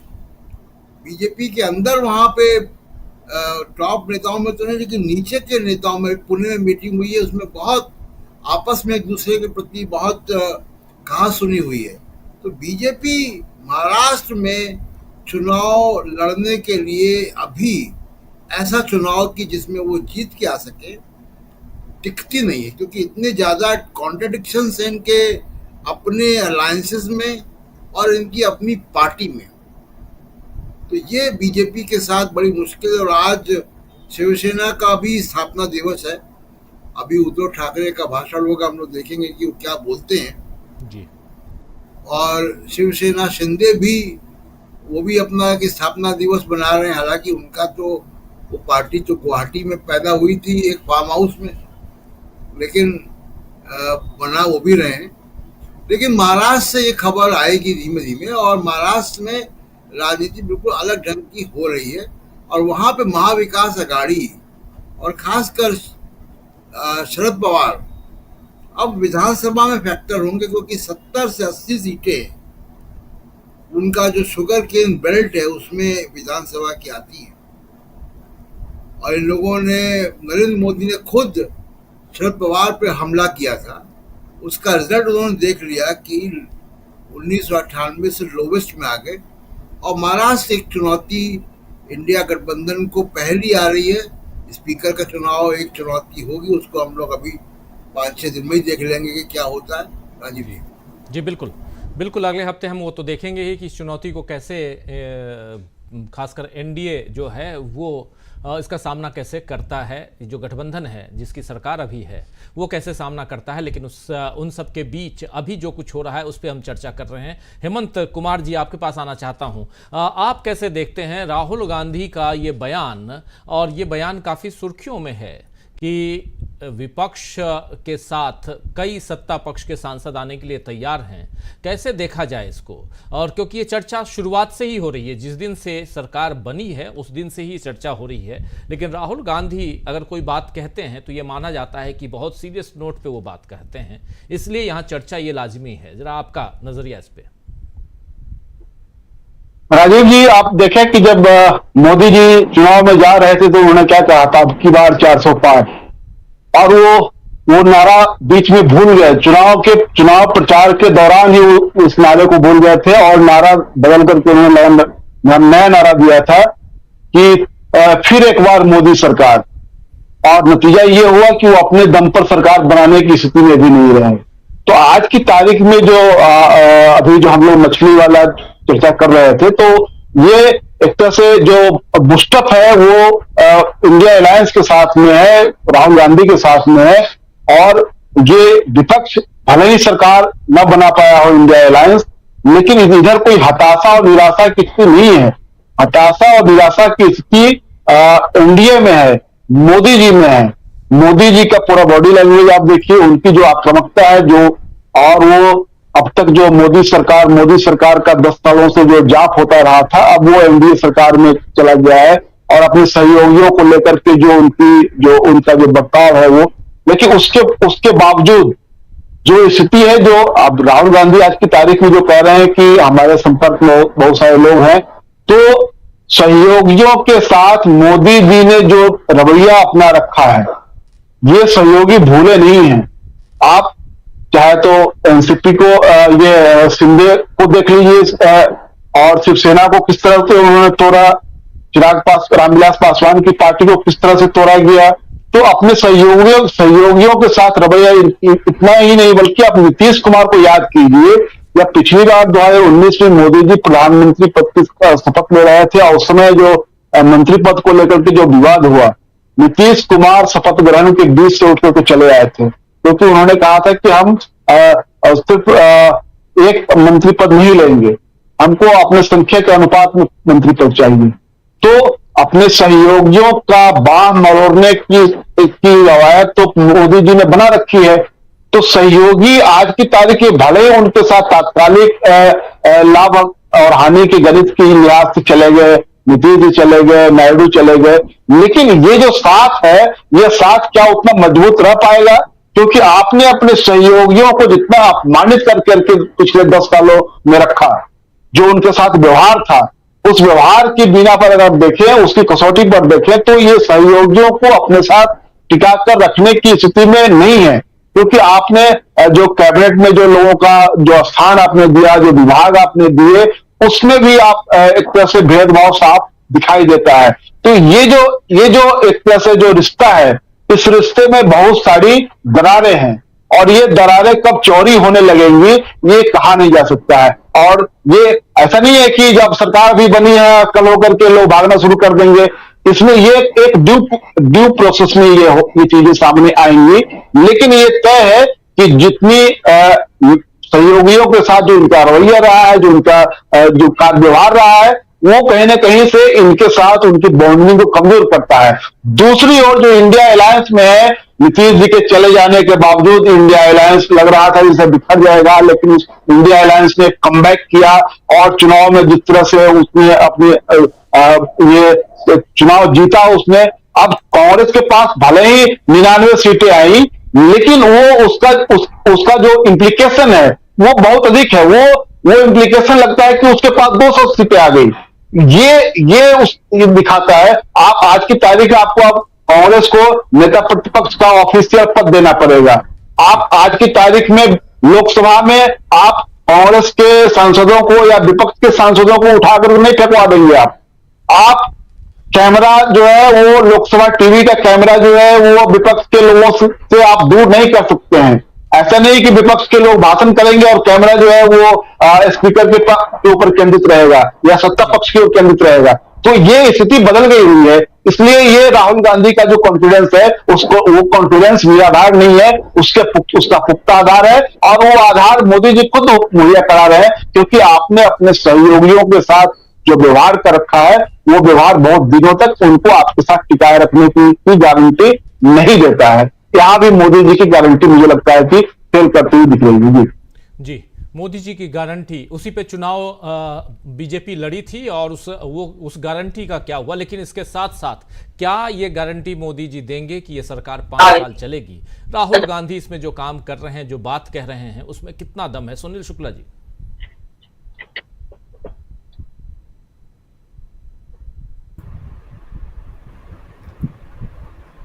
राहुल गांधी की बात पर अविश्वास का कौन सा आधार है?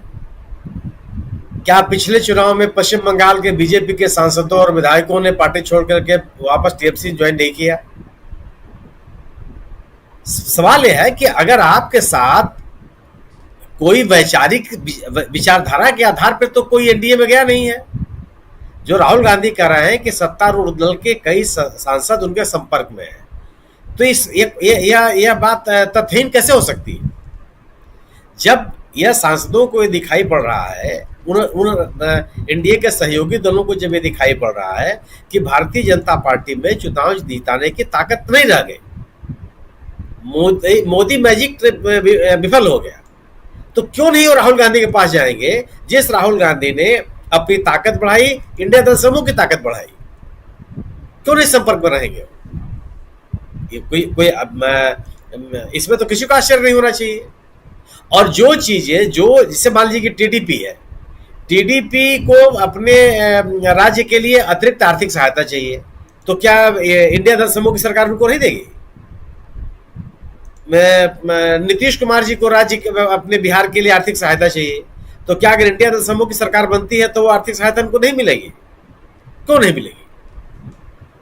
बल्कि ज्यादा सम्मानजनक तरीके से मिलेगी, एक सम्मान के साथ मिलेगा, आपको राजनीतिक स्पेस के साथ मिलेगा। भारतीय जनता पार्टी के साथ तो नहीं है।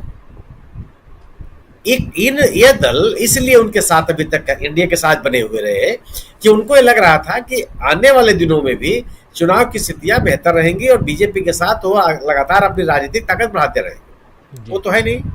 और लोकसभा अध्यक्ष को लेकर के जो विवाद पैदा हुआ, जो बातें कही जा रही है, मुझे नहीं पता कि बीजेपी का अध्यक्ष होगा या एनडीए दलों के सदस्यों के अध्यक्ष होगा, लेकिन लोकसभा अध्यक्ष को लेकर के रस्साकसी यह बताता है कि एनडीए दल समूह में एक दूसरे के प्रति विश्वास की स्थिति नहीं है। आपको भय है कि अगर लोकसभा अध्यक्ष हमारा नहीं रहा तो हमारी पार्टी को तोड़ा जा सकता है, और यह इसलिए यह धारणा बनी है कि अतीत में होता रहा है। पिछले सरकार में, क्या बीजेपी ने टीडीपी के 2 सांसदों को, राज्यसभा के सांसदों को तोड़कर अपने साथ नहीं मिला लिया था? ये किसी से छुपी बात है? क्या शिवसेना को नहीं तोड़ा गया? क्या एलजेपी को नहीं तोड़ा गया? क्या जेडीयू के ही नेताओं को नहीं तोड़ने की कोशिश की गई? तो लोकसभा अध्यक्ष के पद को लेकर के चल रहा विवाद अपने आप में इस बात का प्रमाण है कि एनडीए दल के सदस्यों के बीच एक अविश्वास की स्थिति है। और अविश्वास के दौर में कितने समय तक आप चल सकते हैं? और जब अविश्वास बनने लगा तो स्वाभाविक है कि लोग उस दल के संपर्क में जाएंगे जहां पे कम से कम विश्वास की स्थिति बनी हुई है, एक दूसरे के साथ अभी बने रहने का एक राजनीतिक संकल्प है, और वह सरकार को चुनौती देने की स्थिति में है, और सरकार के खिलाफ जो जनाक्रोश पैदा हो रहा है वो उसका लाभ उनको मिल रहा है। इस देश का कौन सा ऐसा हिस्सा है जहां इस सरकार के खिलाफ जनाक्रोश नहीं पैदा हुआ? अगर गुजरात जैसे राज्य से भी भारतीय जनता पार्टी अपना एक सीट हार सकती है तो किस बात का प्रमाण है? अपराजय आप नहीं है। और ये जो राजनीतिक दल है आपके पास चुनाव जीतने के लिए ही बने हुए हैं, अन्य किसी कारण के लिए नहीं बने। जो उनको राजनीतिक और आर्थिक सहयोग चाहिए वो इंडिया की सरकार भी देगी, इंडिया दल समूह की सरकार भी देगी। तो मुझे लगता है कि राहुल गांधी की बात में अविश्वास की कोई वजह नहीं है, बल्कि वो तर्कसंगत है। यह स्वाभाविक प्रतिक्रिया है कि अगर हम राजनीतिक रूप से एक गठबंधन के साथ सुरक्षित नहीं है तो हम उस गठबंधन को चुनना चाहेंगे जो हमारे मतदाताओं की भी स्वाभाविक पसंद है, जहां हमको पॉलिटिकल स्पेस भी मिल सकता है और सरकार के खिलाफ बनते हुए माहौल का राजनीतिक लाभ भी मिल सकता है। मुझे लगता है कि राहुल गांधी ने जो बात कही है वो तर्कसंगत है और तथ्यों से बहुत दूर भी नहीं है। जी बिल्कुल तथ्यों से दूर नहीं है। और इस बीच कांग्रेस पार्टी ने उन राज्यों के लिए फैक्ट फाइंडिंग टीम का गठन कर दिया है जिन राज्यों में कांग्रेस का प्रदर्शन अच्छा नहीं रहा, जिसमें मध्य प्रदेश सबसे ऊपर है।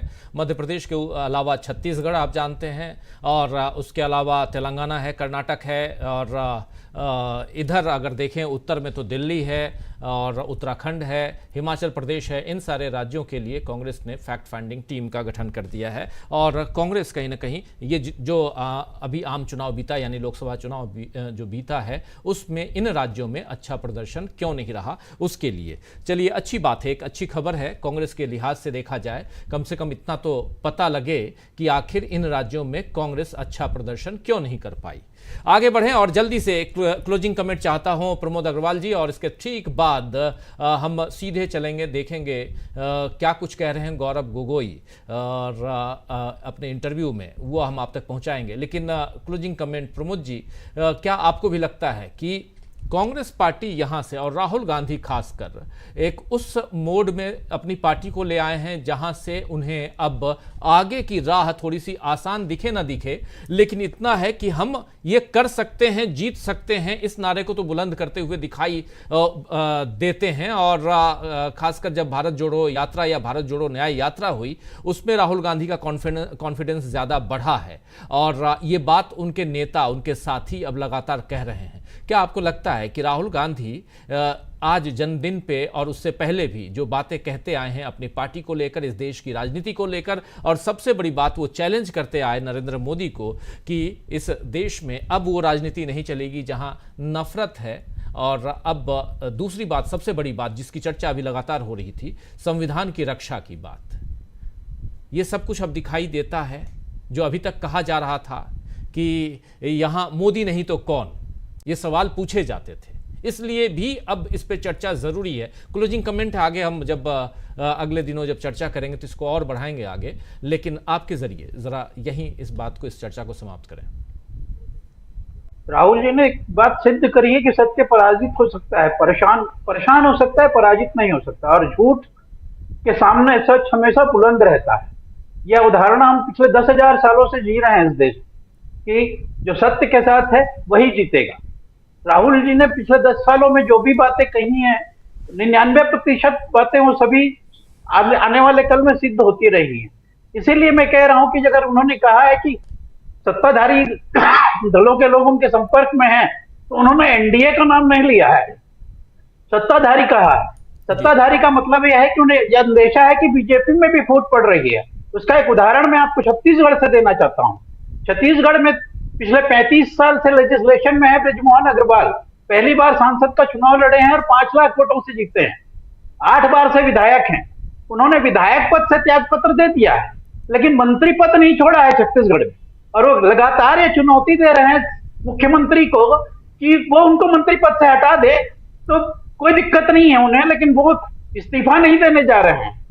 वो इसलिए नाराज हैं कि वो सबसे सीनियर विधायक और सांसद हैं राज्य में, और उन्हें ऊपर मंत्री नहीं बनाया गया है। और बिलासपुर से पहली बार चुनाव जीते हुए पिछड़े वर्ग के व्यक्ति को मंत्री बना दिया गया है, और अन्य राज्यों में जहां 5-5 सांसद जीते हैं वहां से 3-3 मंत्री हैं। और छत्तीसगढ़ में पिछले 20 साल से हर बार 9 या 10 सांसद बीजेपी जीत रही है, लेकिन एक मंत्री से ज्यादा कभी कुछ नहीं मिलता है छत्तीसगढ़ को। तो वो एक संवैधानिक संकट की स्थिति पैदा करके रखे हुए हैं छत्तीसगढ़ में कि आज भी उन्होंने विधायक पद से इस्तीफा देने के बाद कैबिनेट की मीटिंग अटेंड करी है और वो कैबिनेट मीटिंग में हाजिर थे। आज भी यही सवाल उठता रहा कि वो विधायक नहीं है लेकिन मंत्री हैं, वो मंत्री पद से इस्तीफा कब देंगे? और आज भी उनका वही जवाब था कि मुख्यमंत्री मांग लें, मैं दे दूंगा। और मुख्यमंत्री की हिम्मत नहीं हो रही है कि वो उनसे इस्तीफा मांग ले। ये संवैधानिक संकट केंद्र में भी आने वाला है। ये संवैधानिक संकट केंद्र में भी आने वाला है जब बहुत सारे सांसद जो 8-8, 10-10 लाख वोटों से चुनाव जीते हैं, मोदी जी से 10-10 गुना बड़ी जीत जीते हैं और मंत्री नहीं बनाए गए हैं, तो वो भी तो पूछेंगे कि भाई साहब आप में क्या है जो हम में नहीं है? हम भी तो सांसद ही बने हैं, प्रधानमंत्री तो हम भी बन सकते हैं, मैजिक तो हमारा भी चल सकता है प्रधानमंत्री के बनने के बाद। तो ये तय हो चुका है कि फूट पड़ गई है और एनडीए में नहीं पड़ी है, बीजेपी में पड़ गई है।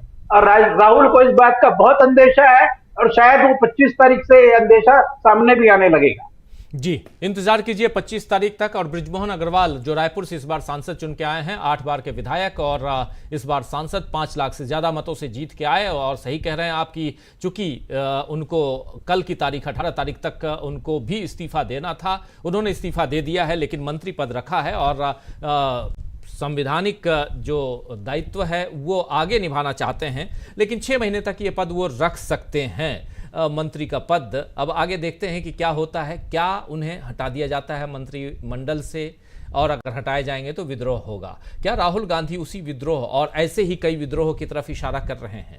उधर एक विद्रोह और भी हो रहा है जो पश्चिम बंगाल में है। तो ऐसे कई सारे विद्रोह सामने आएंगे और जो आप कह रहे हैं 25 तारीख